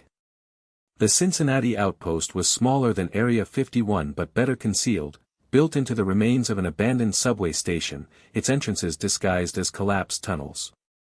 Tetrax greeted them personally when they teleported in, his crystalline face as unreadable as ever. Tennyson, he nodded. You've grown. Not by choice, Ben replied, clasping the Petrosapien's offered hand. What's the situation? Tetrax led them through the outpost to a planning room where a detailed model of St. Louis and the hovering command ship dominated the central table. Several other resistance fighters, both human and alien, were already studying it. Albedo has consolidated his forces around the landing zone, Tetrax explained, indicating an open area that had once been a park. For squadrons of combat drones, 2 heavy assault vehicles, and a personal guard of modified Tetraman mercenaries. Sounds like a party, Ben remarked, examining the model. What about civilians? Most were evacuated or... Tetrax hesitated. Processed, one of the human fighters finished grimly. Ben recognized her as Lieutenant Steele, formerly of Sect, now one of the Resistance's most effective field commanders. Some managed to hide in the deeper tunnels. We've been extracting them when possible. Any chance of getting the rest out before tomorrow? Gwen asked. Steele shook her head. Albedo tightened security after issuing his challenge. He knows we try to evacuate the remaining civilians. Then we need to account for them in our plan, Ben said. I'm not letting anyone else get hurt because of the Omnitrix. Tetrax nodded approvingly. We've identified 3 primary tunnel routes that will get us close to the landing zone. My team will take the western approach with Gwen. Lieutenant Steele and her squad will secure the eastern exit as a fallback position. Ben, you'll emerge from the north tunnel, directly opposite the ship's main ramp. Making me the obvious target, Ben noted. While you get into position to rescue civilians and flank Albedo. Exactly.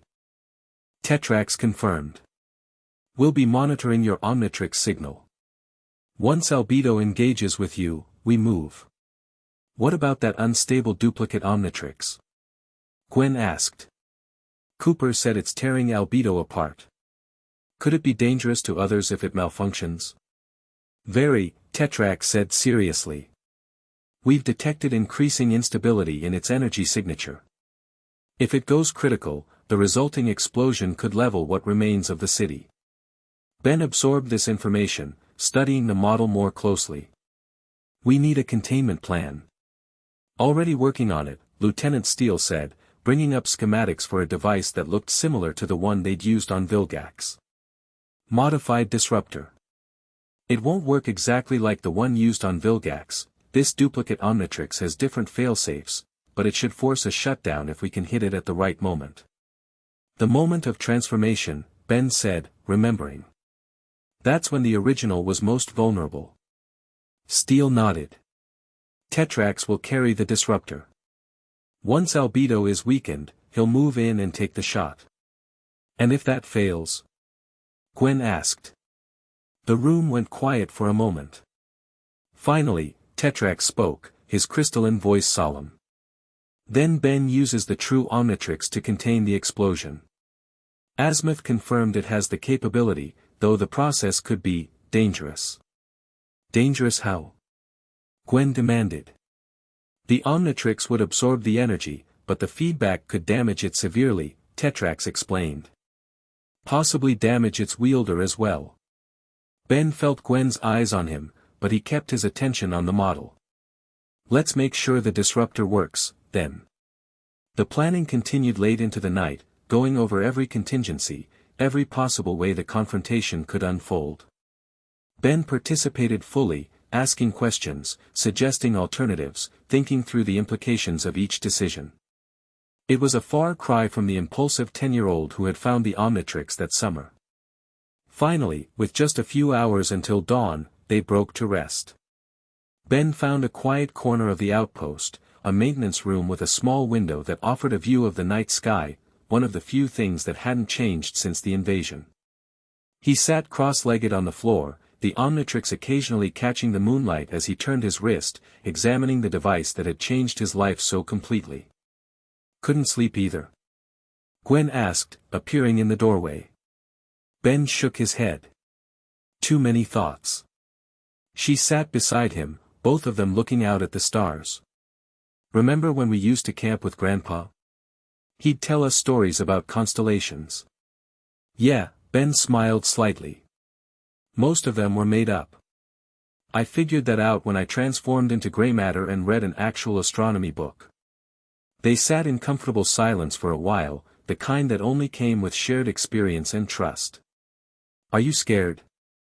Gwen finally asked. About tomorrow? Ben considered the question honestly.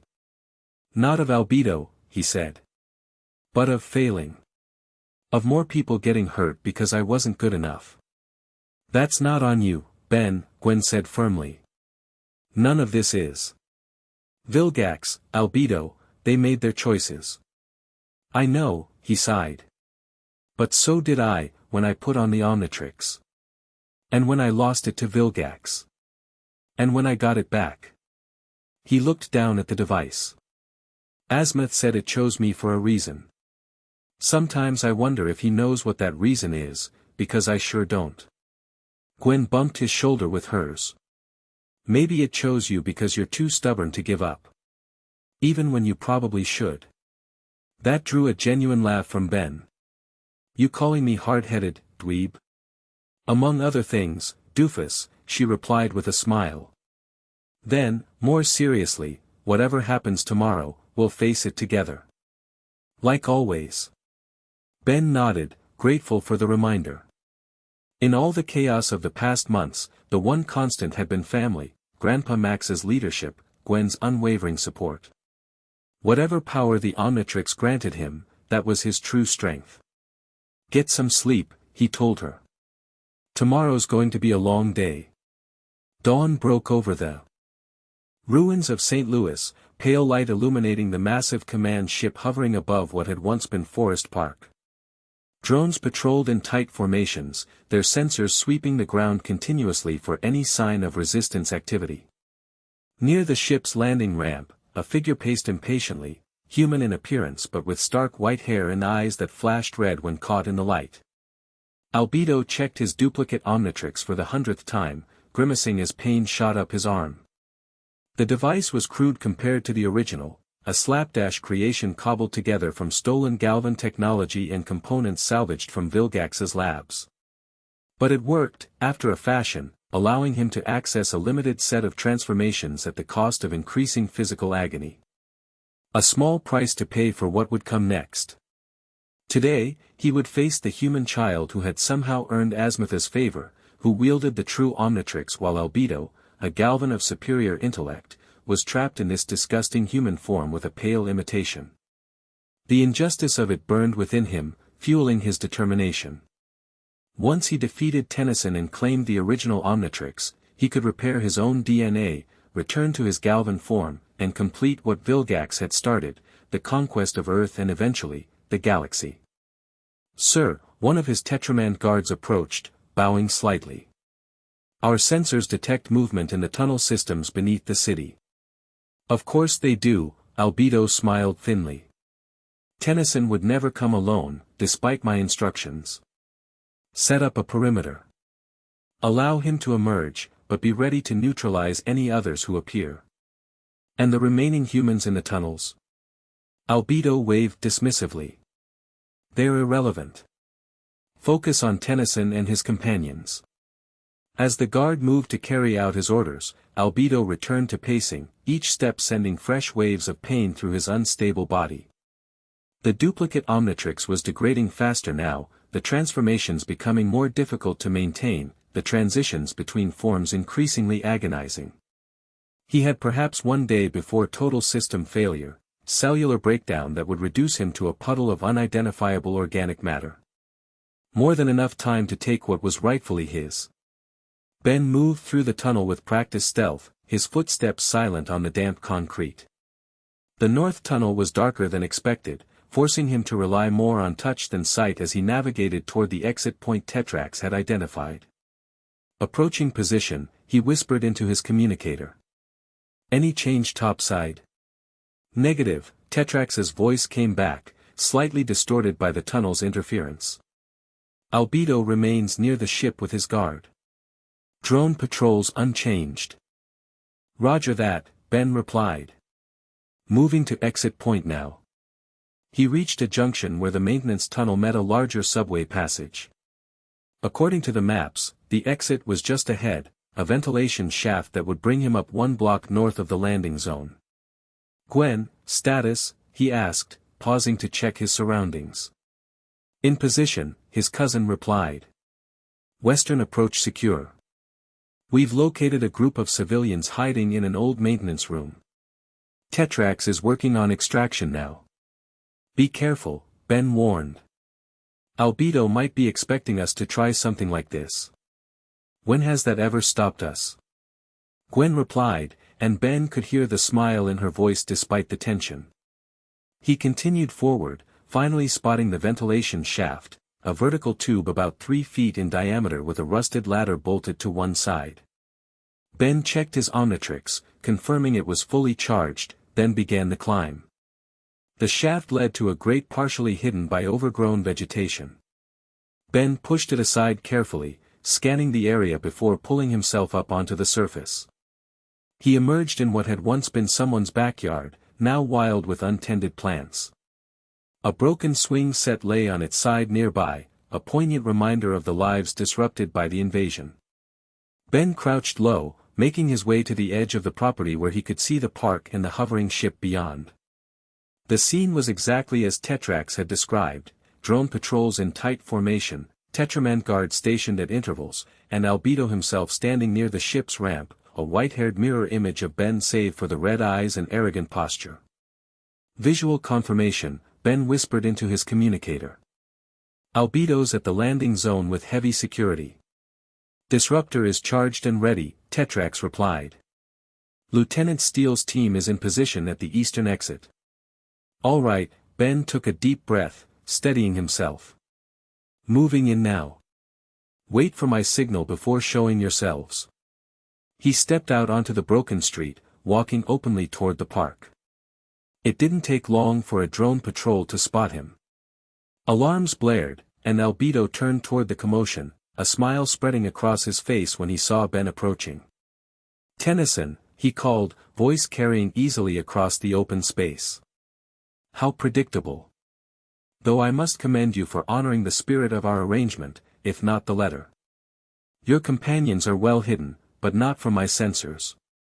Ben continued walking steadily forward, stopping about 50 yards from Albedo. I'm here, Albedo. Let's end this. Oh, we're just beginning, Albedo replied, raising his arm to display the duplicate Omnitrix. The device looked crude compared to Ben's, bulkier, with exposed components and an unstable green glow that occasionally flickered to red. Do you like it? A crude reproduction, I admit, but sufficient for my needs. It's killing you, Ben said bluntly. Our scans show the cellular degradation. You're not going to last another day. Albedo's smile faltered slightly before returning with forced confidence. A temporary inconvenience. Once I have the original, I'll simply transfer my consciousness and DNA structure. This flawed human form will be a distant memory. That's not how the Omnitrix works, Ben replied. And you know it. Don't presume to lecture me on my own creation. Albedo snapped, real anger flashing in his red eyes. I helped design the prototype.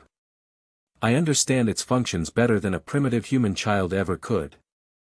Then you should know it chose me, Ben said, activating his own Omnitrix. The holographic display appeared, cycling through alien forms. It rejected Vilgax, and it'll reject you too. Albedo's face contorted with rage. It chose nothing. Azimuth programmed it, built-in preferences and restrictions, all of which can be overridden. He activated his own device, which sparked painfully against his skin. Allow me to demonstrate the power of even an imperfect copy. Green energy engulfed Albedo's form, crackling with red discharges that seemed to cause him intense pain. When the transformation completed, he stood nearly 12 feet tall, his body a living inferno identical to Ben's heat blast form, but with flames that burned white-hot at the core. Impressive, Ben admitted, selecting his own transformation. But not original. Going hero.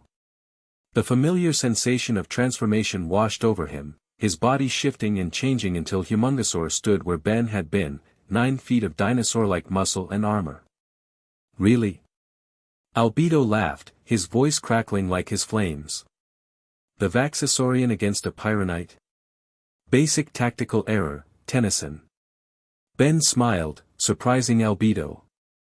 Who said anything about basic?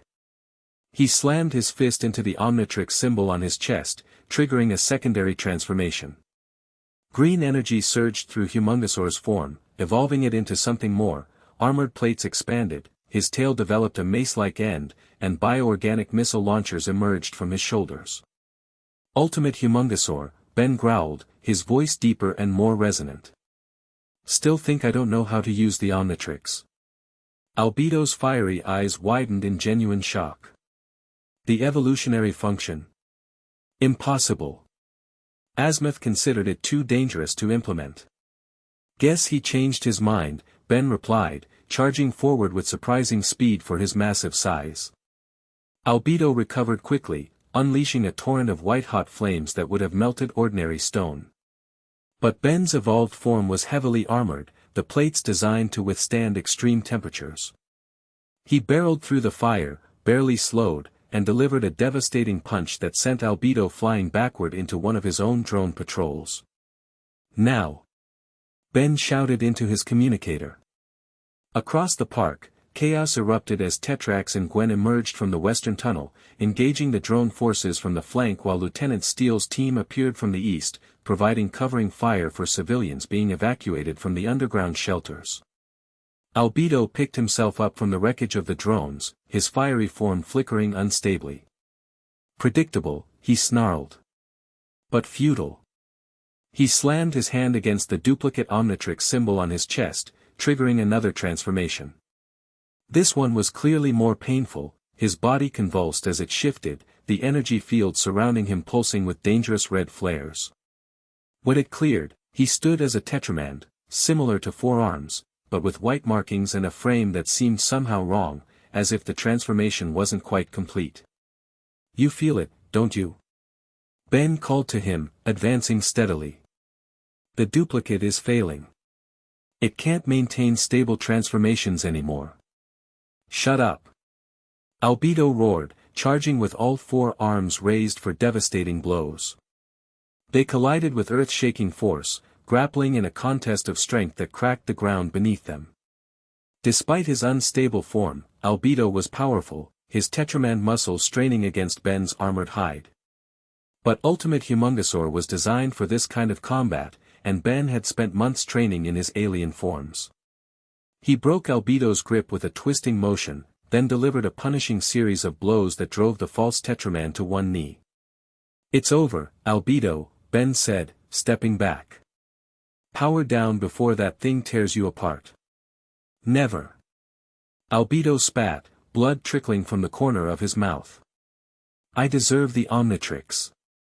Not you, not Vilgax, me. He triggered another transformation, screaming in agony as his body twisted unnaturally between forms, unable to settle on one. The duplicate Omnitrix sparked violently, its core glowing with dangerous intensity. Ben! Tetrax called from across the battlefield, where he was fighting toward their position with the disruptor in hand. The duplicate is going critical. Energy readings are off the charts. Ben saw it immediately, the escalating failure cascade as Albedo's device tried to compensate for the unstable transformation. It was exactly the scenario they had feared, a catastrophic overload that could level what remained of the city. Get everyone back. Ben ordered. Maximum distance. Now. What about you? Gwen shouted, deflecting drone fire with mana shields as she covered the evacuating civilians. I'll handle Albedo. Just go. As the resistance forces began pulling back, Ben faced Albedo, who had finally stabilized into a grotesque hybrid form, part Tetramand, part Pyronite, with elements of other aliens visible in his twisted physiology. The duplicate Omnitrix at the center of his chest pulsed like a dying heart, each beat sending visible shockwaves through his body. Look at what you've done to yourself, Ben said, genuinely disturbed by the sight. It's not too late to shut it down. I can help you. Help me? Albedo laughed bitterly, the sound distorted by his malformed vocal organs. The way Azimuth helped me? By casting me aside when I dared to question his decisions. By giving his greatest creation to an unworthy human. He staggered forward, his body barely under control. If I can't have the Omnitrix, then no one will. Not you, not Azimuth, no one. With a final, agonized cry, Albedo pressed both hands against the duplicate on his chest, forcing it into an overload state. Energy erupted from the device, enveloping him in a sphere of destructive power that expanded rapidly, consuming everything in its path. Ben had seconds to react. He slammed his fist into his own Omnitrix, transforming again, this time into Prismatic, the light-manipulating alien he'd been practicing with. Immediately, he created a containment field around Albedo's expanding energy sphere, trying to channel and redirect the destructive force. Too much power, he grunted, feeling his light form straining under the pressure. The duplicate Omnitrix's energy wasn't just destructive, it was corrosive, eating through his containment field faster than he could reinforce it. Ben realized with mounting dread that Prismatic wasn't going to be enough. The explosion would break through, and when it did, the devastation would spread for miles. There was only one option left. He transformed again, this time into a form he'd only used once before, a small, frog-like alien with large eyes and a complex pattern on his back. Azimuth said you were a last resort, Ben muttered to himself as the pattern on his back began to glow. Let's hope he was right about your capabilities. The new form, which Azimuth had called Chronosapien, gave Ben limited control over time itself. As Albedo's energy sphere finally burst through the failing containment field, Ben concentrated all his power on the explosion, slowing its progress to a near standstill. The effort was tremendous, sending waves of pain through his small body, but it gave him the seconds he needed. Focusing on the duplicate Omnitrix at the center of the frozen explosion, Ben created a temporal bubble around it, a pocket of accelerated time that would allow the device to complete its self-destruction cycle in isolation, contained within a fraction of a second. I'm sorry, Albedo, he said, genuine regret in his voice. There's no other way. He released his hold on the surrounding time field while maintaining the bubble around the duplicate Omnitrix. The effect was immediate and dramatic, the device imploded rather than exploded, drawing the destructive energy back into itself like a collapsing star. Albedo screamed as his body was pulled into the temporal vortex, disappearing in a final flash of green and red light. When it was over, nothing remained but a smoking crater where Albedo had stood. The command ship above, now without a master, initiated automated protocols, its engines powering up for departure. The remaining drones, their command structure disrupted, fell into disarray, making them easy targets for the resistance fighters. Ben reverted to human form, collapsing to his knees from exhaustion. The Chronosapien transformation had taken more out of him than any other alien form, leaving him barely conscious. Ben. Gwen was at his side in an instant, supporting him. Are you okay? What happened? Contained. He managed weakly. Temporal bubble. Albedo's gone. Tetrax approached, scanning the crater with a device from his belt. No trace of the duplicate Omnitrix or Albedo himself. Complete molecular dissociation. He looked at Ben with newfound respect. The Chronosapien form. I didn't know the Omnitrix had incorporated that DNA. Neither did I until Azimuth told me, Ben admitted, his strength slowly returning. Said it was for emergencies only. Now I see why. Lieutenant Steele joined them, her tactical armor scorched from battle but her expression triumphant. The ship is retreating, and the drones are falling back. Looks like we won this round. And the civilians? Ben asked immediately. All evacuated safely, Steele confirmed. Your diversion worked perfectly. Ben nodded, relieved. He tried to stand but swayed dangerously, still weak from the temporal manipulation. Gwen steadied him, concern evident in her expression. We need to get you back to base, she said. That transformation took too much out of you. I'm fine, Ben insisted, though the words were undermined by his pale complexion and shaking hands. Just need a minute. Tetrax studied him thoughtfully. The chronosapien power isn't meant for regular use, especially by a human physiology. Azimuth was right to classify it as emergency only.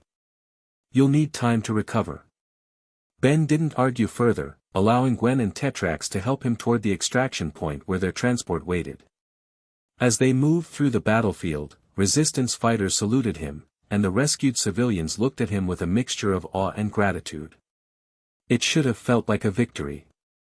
They had defeated Albedo, prevented a catastrophic explosion, and liberated what remained of St. Louis from one of Vilgax's most dangerous lieutenants.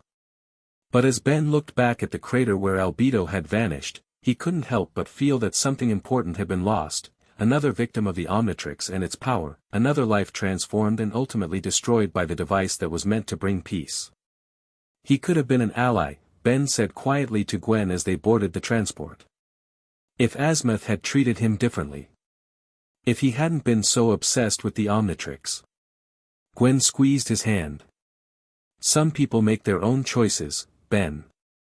You gave him a chance to surrender. He chose destruction instead. Ben nodded, but the hollow feeling remained. As the transport lifted off, carrying them back toward the Cincinnati outpost, he looked down at the Omnitrix on his wrist. For all its power, for all the good he'd done with it, the device seemed to bring as much suffering as salvation. And he couldn't help wondering if someday, it might transform him too, not his body, but his soul. 2 weeks after the St. Louis incident, Ben stood on the observation deck of Area 51, watching as new recruits trained in the yard below. The resistance had grown significantly since Vilgax's capture and Albedo's defeat, with humans and aliens from across the planet joining the fight to reclaim Earth from the remaining invasion forces.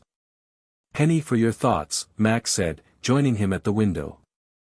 Ben smiled slightly. "Inflation's hit even penny thoughts these days, Grandpa." Max chuckled, leaning against the railing. "Fair enough. How about a grandfather's concern instead?" "I'm fine," Ben said automatically. "The chronosapien effects wore off days ago." "That's not what I'm worried about," Max replied. "Gwen told me what you said about Albedo. About feeling responsible somehow." Ben sighed, looking out at the horizon where the sun was setting in brilliant orange and gold. "It just seems like everyone who comes in contact with the Omnitrix ends up changed. Vilgax, Albedo, me. Change isn't always bad, Ben," Max said gently. "Look at you, you've grown into a leader, someone people believe in. The Omnitrix didn't do that. Your choices did." "Maybe," Ben conceded. "But sometimes I wonder what would have happened if Vilgax had never come after it. If we just had a normal summer vacation." Max laughed, surprising Ben. "Normal? With me as your grandfather?" "Ben, I was planning to introduce you both to the plumbers that summer anyway. The Omnitrix just accelerated the timeline." "What? Really?" "You were getting to the age where I thought you should know the truth," Max explained. "I had it all planned out, a camping trip to Mount Rushmore, a casual tour of the plumber base there, maybe let you try out some basic alien tech." Ben tried to imagine that alternative summer, no Omnitrix, but a gradual introduction to the wider universe under Max's guidance. It seemed so distant now, so impossible. "Would have been a lot less dangerous," he said. "Probably," Max agreed. "But would you really trade the path you've taken? All the people you've helped, the worlds you've saved?" Ben looked down at the Omnitrix, considering the question honestly. Despite the hardships, despite the responsibility that sometimes felt crushing, the answer came easily. "No," he admitted. "I wouldn't." Max nodded, satisfied. "The Omnitrix found the right person, Ben. I believe that from the moment I saw you use it to save those people from the fire, your first day with it. And nothing that's happened since has changed my mind." Before Ben could respond, Cooper's voice came over the facility's communication system. "Max, Ben, we're receiving a transmission from orbit. Well, you need to see this." They hurried to the command center, where Gwen and Cooper were already studying a holographic display showing a small ship entering Earth's atmosphere. Galvan design, Cooper reported. But not military. It's requesting permission to land directly at our coordinates. Any identification? Max asked, scanning the readings. None that I recognize, Cooper replied. But it's broadcasting on a frequency I've only seen once before, when Azimuth briefly appeared after Vilgax's capture. Ben stepped forward, examining the ship's approach vector. It's him. Has to be. The question is why, Gwen said. He wasn't exactly forthcoming last time. Max considered their options briefly, then nodded. Grant landing clearance, but activate defense protocols just in case. If it is Azimuth, he'll understand the precaution. The ship touched down 30 minutes later in a secure landing zone outside the main facility. It was small, clearly designed for a single Galvan passenger, with elegant lines that spoke of advanced engineering beyond even Vilgax's technology. Ben, Gwen, and Max approached cautiously, accompanied by a security team led by Lieutenant Steele. The ship's hatch opened with a soft hiss, revealing a ramp perfectly sized for its diminutive occupant. From the shadowed interior, a familiar figure emerged, barely 6 inches tall, with a large head and intelligent eyes that seemed to evaluate everything they fell upon.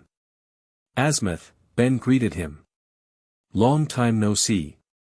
Tennyson, the Galvan acknowledged with a nod.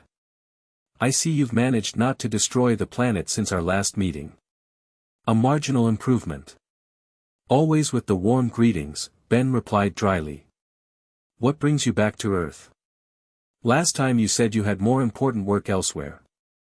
Azimuth walked down the ramp with dignified steps, seemingly unconcerned by his small stature among the much larger beings. Circumstances change. The defeat of Albedo has altered certain calculations. You knew about Albedo? Gwen asked sharply. That he had created a duplicate Omnitrix. Of course I knew, Azimuth replied, as if the question were absurd. Albedo was my assistant for 50 years. I recognized his energy signature the moment his crude device activated. And you didn't think to warn us? Max asked, his tone carefully neutral but his disapproval clear. Azimuth sighed, a surprisingly human gesture from the alien inventor. Would it surprise you to learn that I was monitoring the situation? That I was prepared to intervene if necessary? He looked directly at Ben. But it wasn't necessary. You handled it exactly as I expected you would. You were testing me, Ben realized, a flash of anger rising. Using Albedo as what, a pop quiz? Crude, but not entirely inaccurate, Azimuth admitted. I needed to confirm certain theories about the Omnitrix's evolution and your compatibility with its advanced functions. The Chronosapien transformation, Ben said. You wanted to see if I could use it without destroying myself. Azimuth nodded. Few beings can wield temporal manipulation safely, especially untrained humans. That you managed it successfully, and with such precision, confirms what I suspected from the beginning. And what's that? Ben asked. For the first time, Azimuth seemed hesitant, choosing his words carefully. That the Omnitrix did not choose you by accident, Ben Tennyson. Its trajectory to Earth was precisely calculated. Its landing near your campsite was intentional. Its attachment to your wrist was predetermined. A stunned silence followed this revelation. Ben looked down at the device on his wrist with new perspective. You sent it to me? Specifically? In a manner of speaking, Azimuth replied.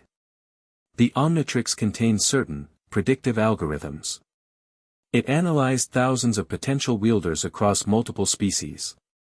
You, Benjamin Tennyson, were calculated to have the highest probability of using it as it was intended, as a tool for understanding, not merely a weapon. But I was just a kid, Ben protested. How could it possibly predict anything about me? Your genetic structure, for one, Azimuth explained. Your family lineage, the plumber heritage from your grandfather. But more importantly, the Omnitrix can sense character, potential, in ways that transcend simple biological markers. He gestured to the device. Why do you think it fits you so perfectly now? Why it evolves to match your growth? It was designed for you, Ben. Or more accurately, for someone like you. Ben fell silent, processing this information. The idea that his entire journey with the Omnitrix, all the battles, transformations, victories, and failures, had been somehow predetermined was difficult to accept.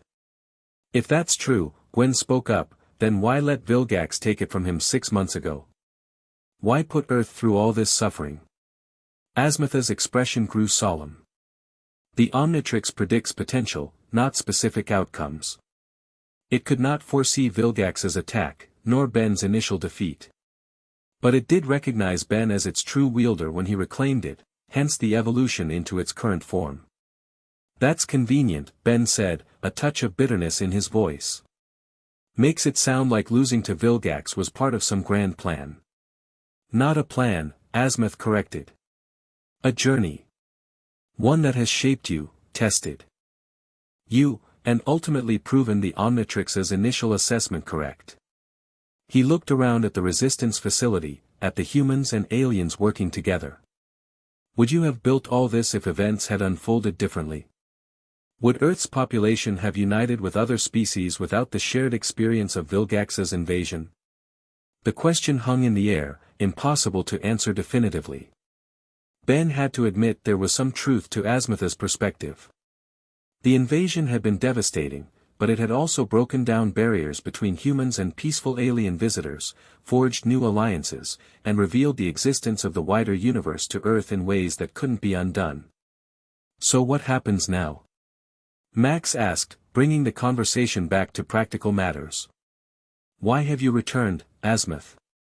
Because the next phase has begun, the Galvan replied cryptically. Vilgax's empire has not collapsed with his capture.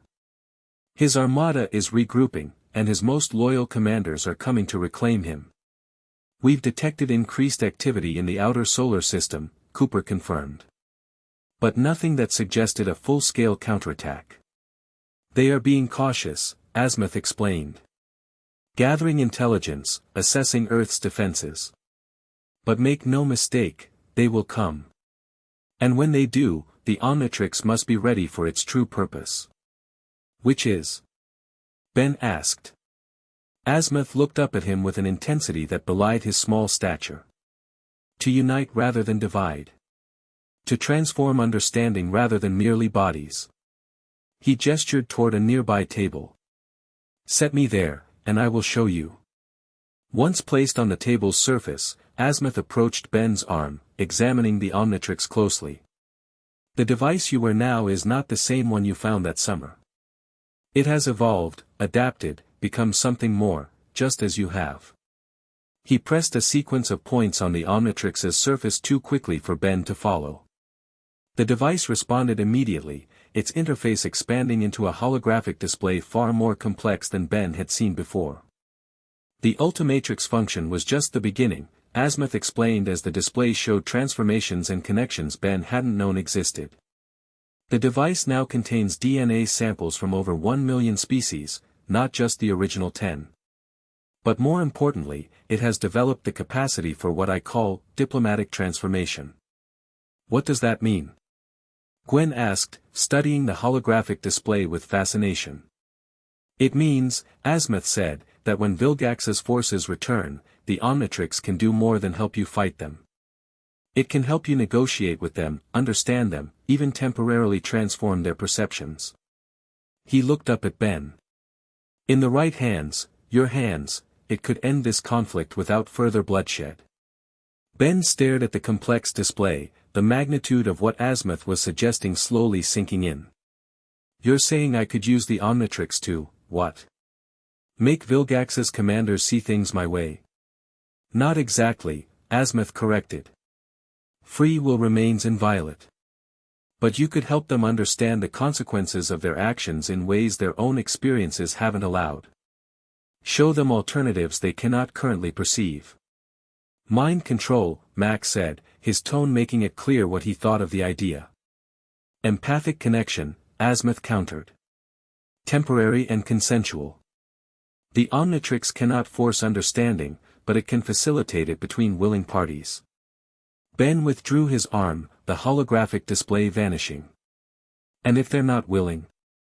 If they just want to destroy us and take Vilgax back? Azimuth sighed. Then the Omnitrix's combat functions remain at your disposal. But I designed it primarily as a tool for peace, Ben. I had hoped you, of all beings, would appreciate that distinction. The rebuke stung, especially coming from the creator of the device that had defined so much of Ben's life. He looked down at the Omnitrix, trying to reconcile the weapon he had used so often with the instrument of understanding Azimuth described. I do appreciate it, he said finally. But I also need to be realistic. Vilgax's commanders aren't coming for a philosophical discussion. They're coming to finish what he started.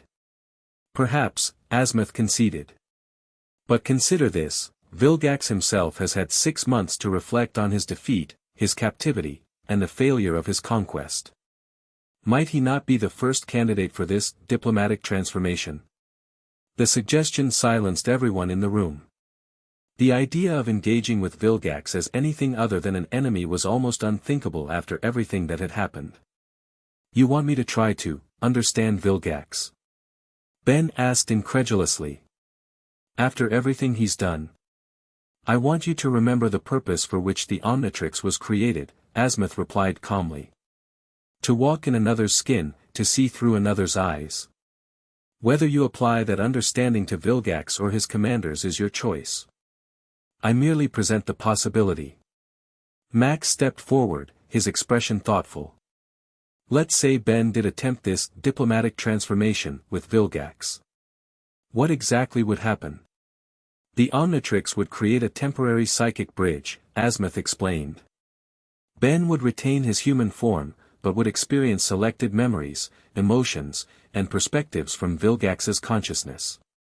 Simultaneously, Vilgax would experience the same from Ben. That sounds incredibly dangerous, Gwen objected.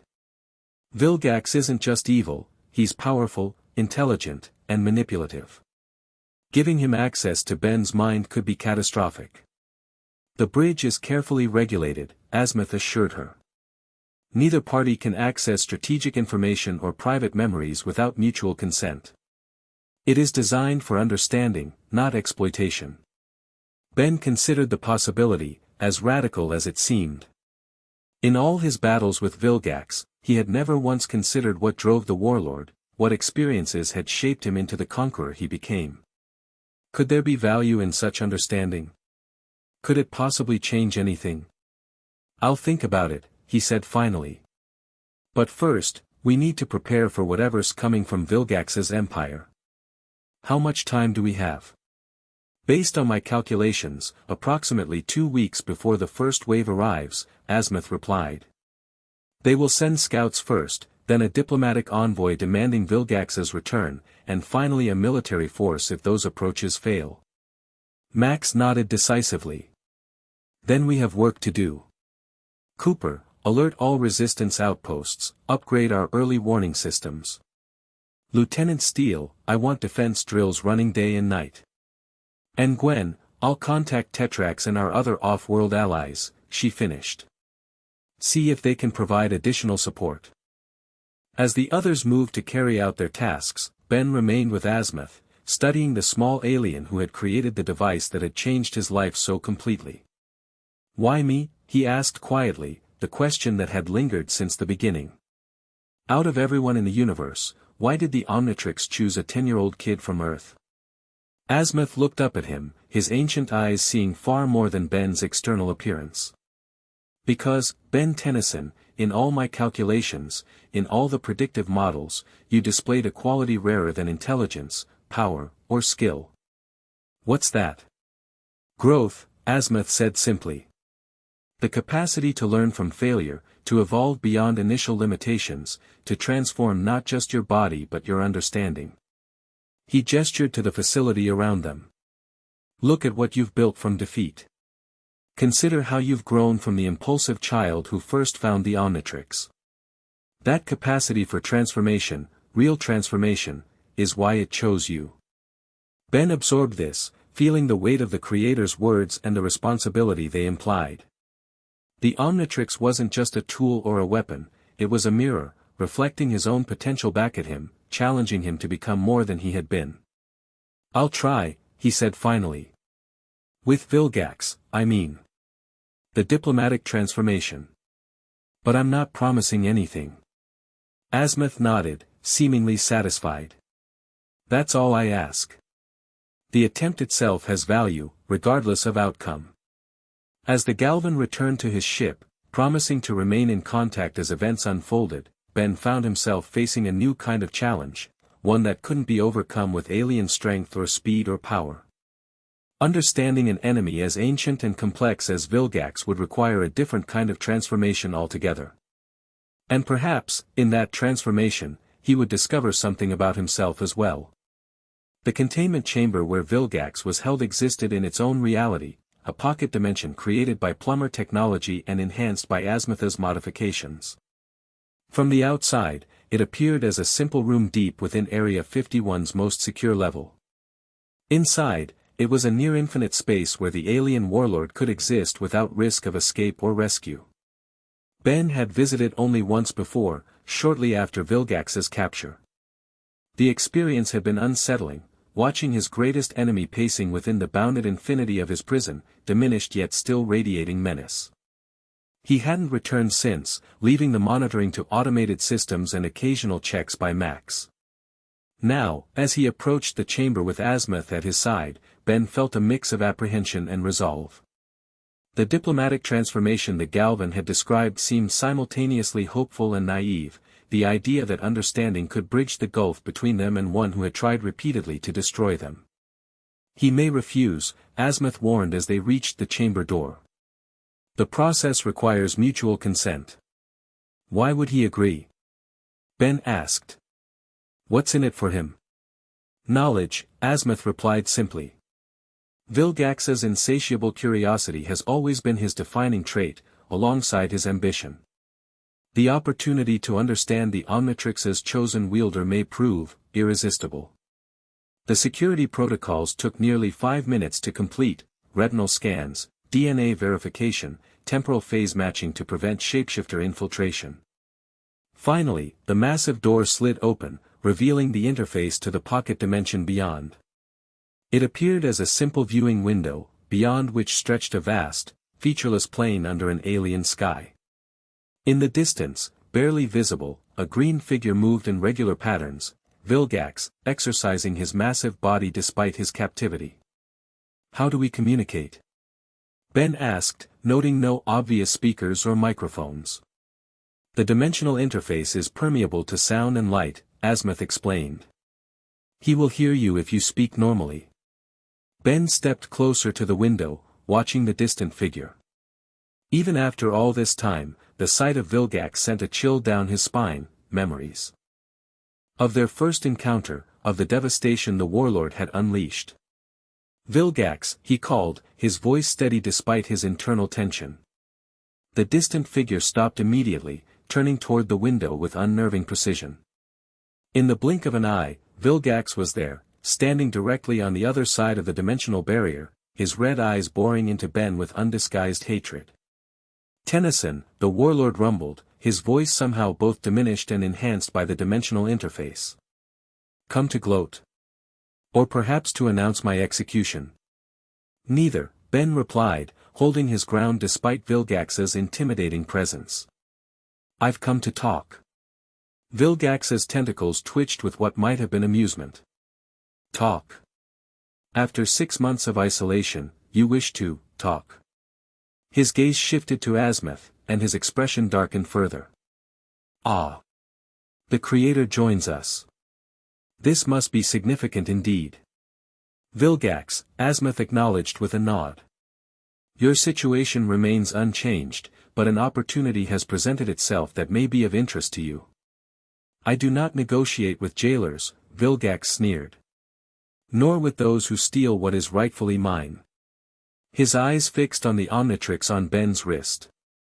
"It was never yours," Ben said. And this isn't a negotiation. It's an offer. Vilgax's interest seemed marginally piqued. What could you possibly offer that would interest me, child? Understanding, Ben replied simply. He explained the diplomatic transformation as Azimuth had described it, the temporary psychic bridge, the exchange of perspectives, the opportunity to see through each other's eyes. As he spoke, Vilgax's expression shifted from dismissive to calculating to something Ben couldn't quite identify. You would risk such connection? Vilgax asked when Ben had finished. Knowing what I am, what I have done to your world, your people. Yes, Ben said firmly.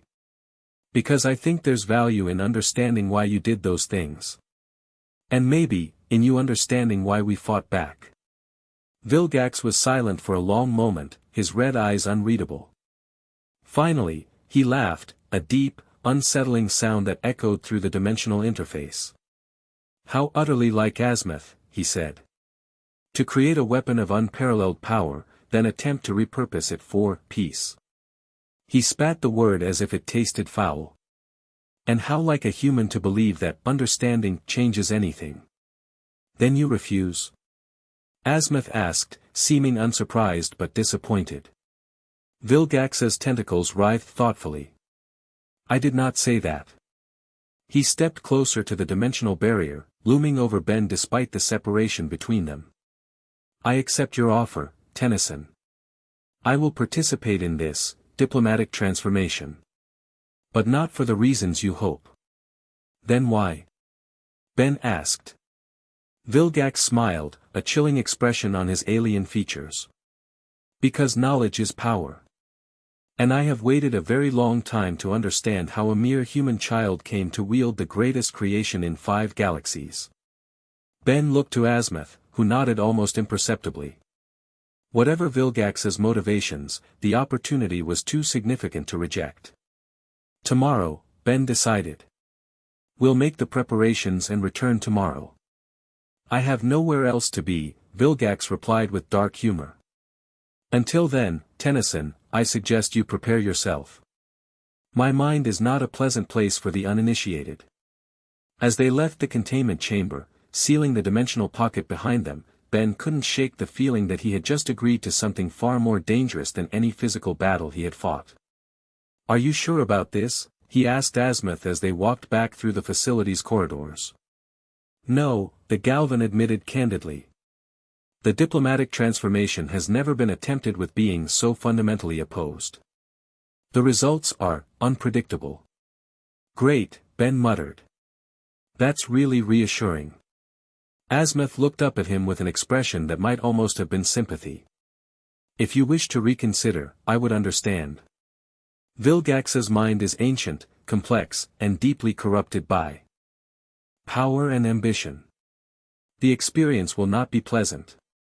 Ben thought of all the battles they had fought, all the destruction Vilgax had caused, all the lives disrupted or ended by his conquest. And he thought of what might happen if Vilgax's armada returned in force, continuing the war their master had begun. No, he said finally. We need to try this. If there's even a small chance it could help us end this conflict without more fighting, it's worth the risk. Azimuth nodded, a glimmer of approval in his ancient eyes. Then rest, Ben Tennyson. Tomorrow, you will see the universe through the eyes of your greatest enemy. And he, through yours. What emerges from that exchange will shape the conflict to come, for better or worse. As Ben made his way back to his quarters, he couldn't help but wonder, what would Vilgax see when he looked through Ben's eyes? The child who had found the Omnitrix by chance. The hero who had defended Earth countless times. Or something else entirely, something even Ben himself might not recognize. And more concerning still, what would Ben find in the mind of a conqueror who had destroyed worlds without remorse? Would understanding bring clarity, or only deeper dread? Tomorrow would provide answers, but whether they were answers he wanted remained to be seen. The preparations for the diplomatic transformation took most of the following day. Azimuth insisted on modifying the Omnitrix personally, adding safeguards and parameters specific to Vilgax's unique physiology and mental structure. Max, initially opposed to the entire concept, eventually relented but demanded additional security measures around the containment chamber. If anything goes wrong, he told Ben as they walked toward the chamber that evening, anything at all, we terminate the connection immediately. I don't care what Azimuth says about its potential. Your safety comes first. I'll be fine, Grandpa, Ben assured him, though his own confidence was more performance than reality. The Omnitrix has never let me down before. This is different, Max insisted. Physical transformation is one thing. Mental connection with Vilgax. He shook his head. Just promise me you'll stay alert. Don't trust anything he shows you without questioning it. Ben nodded, understanding his grandfather's concern. I promise. They reached the containment chamber to find Azimuth already there, making final adjustments to a device that would monitor the transformation from outside. Gwen waited as well, her expression a mix of worry and support. I still think this is crazy, she said when Ben approached. But I get why you're doing it. Any last-minute advice? Ben asked with a weak smile. Just come back as you, she replied seriously. Not, influenced by whatever you see in there. The seriousness of her concern struck Ben. The risk wasn't just physical harm, but something more insidious, the possibility that understanding Vilgax might somehow change him, reshape his own perspectives in ways that altered who he was. That won't happen, he promised. I know who I am, Gwen. That won't change. Azimuth called them over, indicating that the preparations were complete. The process works as follows, he explained, showing a holographic diagram of the transformation.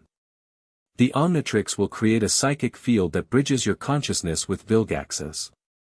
You will remain physically separate, but mentally connected. Think of it as occupying the same psychological space while retaining your individual identities. Will I be able to end it if necessary? Ben asked. Yes, Azimuth confirmed. A simple mental command, visualize the Omnitrix symbol and focus on disconnection. But be aware that abrupt termination can be disorienting for both parties. Max and Gwen took positions at the monitoring station while Ben approached the dimensional interface. On the other side, Vilgax waited, standing perfectly still with his hands clasped behind his back, the posture of a predator conserving energy before the hunt. Are you prepared, Tennyson? The warlord asked. His voice betraying no emotion. As I'll ever be, Ben replied, raising his wrist to display the Omnitrix. Let's get this over with. Azimuth activated a sequence on his control panel, and the Omnitrix responded with a soft green glow that slowly intensified. Ben felt a strange tingling sensation starting in his wrist and spreading throughout his body, not painful, but alien and disorienting. Remember, Azimuth instructed, the connection forms gradually. Do not resist the initial disorientation. Allow the bridge to establish naturally. Ben nodded, watching as the green glow from the Omnitrix expanded to surround him completely. Across the dimensional barrier, a matching field of energy enveloped Vilgax, creating a visual representation of the psychic connection forming between them. The sensation intensified, and Ben felt a strange doubling of his perception, as if he were simultaneously standing in the chamber and somewhere else, somewhere vast and cold and ancient. He closed his eyes, following Azimuth's advice to let the process unfold naturally. When he opened them again, the chamber was gone. So was Vilgax, at least in physical form. Instead, Ben found himself floating in what appeared to be an endless void filled with swirling colors and patterns that resembled galaxies and nebulae, a visual representation of the mental space they now shared. Impressive, isn't it? Vilgax's voice came from everywhere and nowhere. Azimuth's creation continues to surprise, even after all this time. Ben turned, trying to locate the source of the voice, but there was no direction in this place, no up or down, no near or far. Where are you? Where we both are, came the reply. In the space between minds. Look. The void shifted, coalescing into more recognizable forms, two distinct spirals of energy, one green and one red, orbiting each other without quite touching. Ben understood instinctively that these represented their conscious minds, circling each other in this shared mental construct. "So how does this work?" he asked. "Do we just talk?" So limited, Vilgax's voice seemed almost disappointed. "Words are the tools of lesser beings, Tennyson. Here, we can do much more than talk." The red spiral pulsed, and suddenly the void was replaced by a landscape that took Ben's breath away. They stood, or seemed to stand, on a cliff overlooking an alien city of impossible architecture. Buildings of crystalline material rose miles into a sky filled with 3 suns, while beings of various species moved through streets that defied gravity and perspective.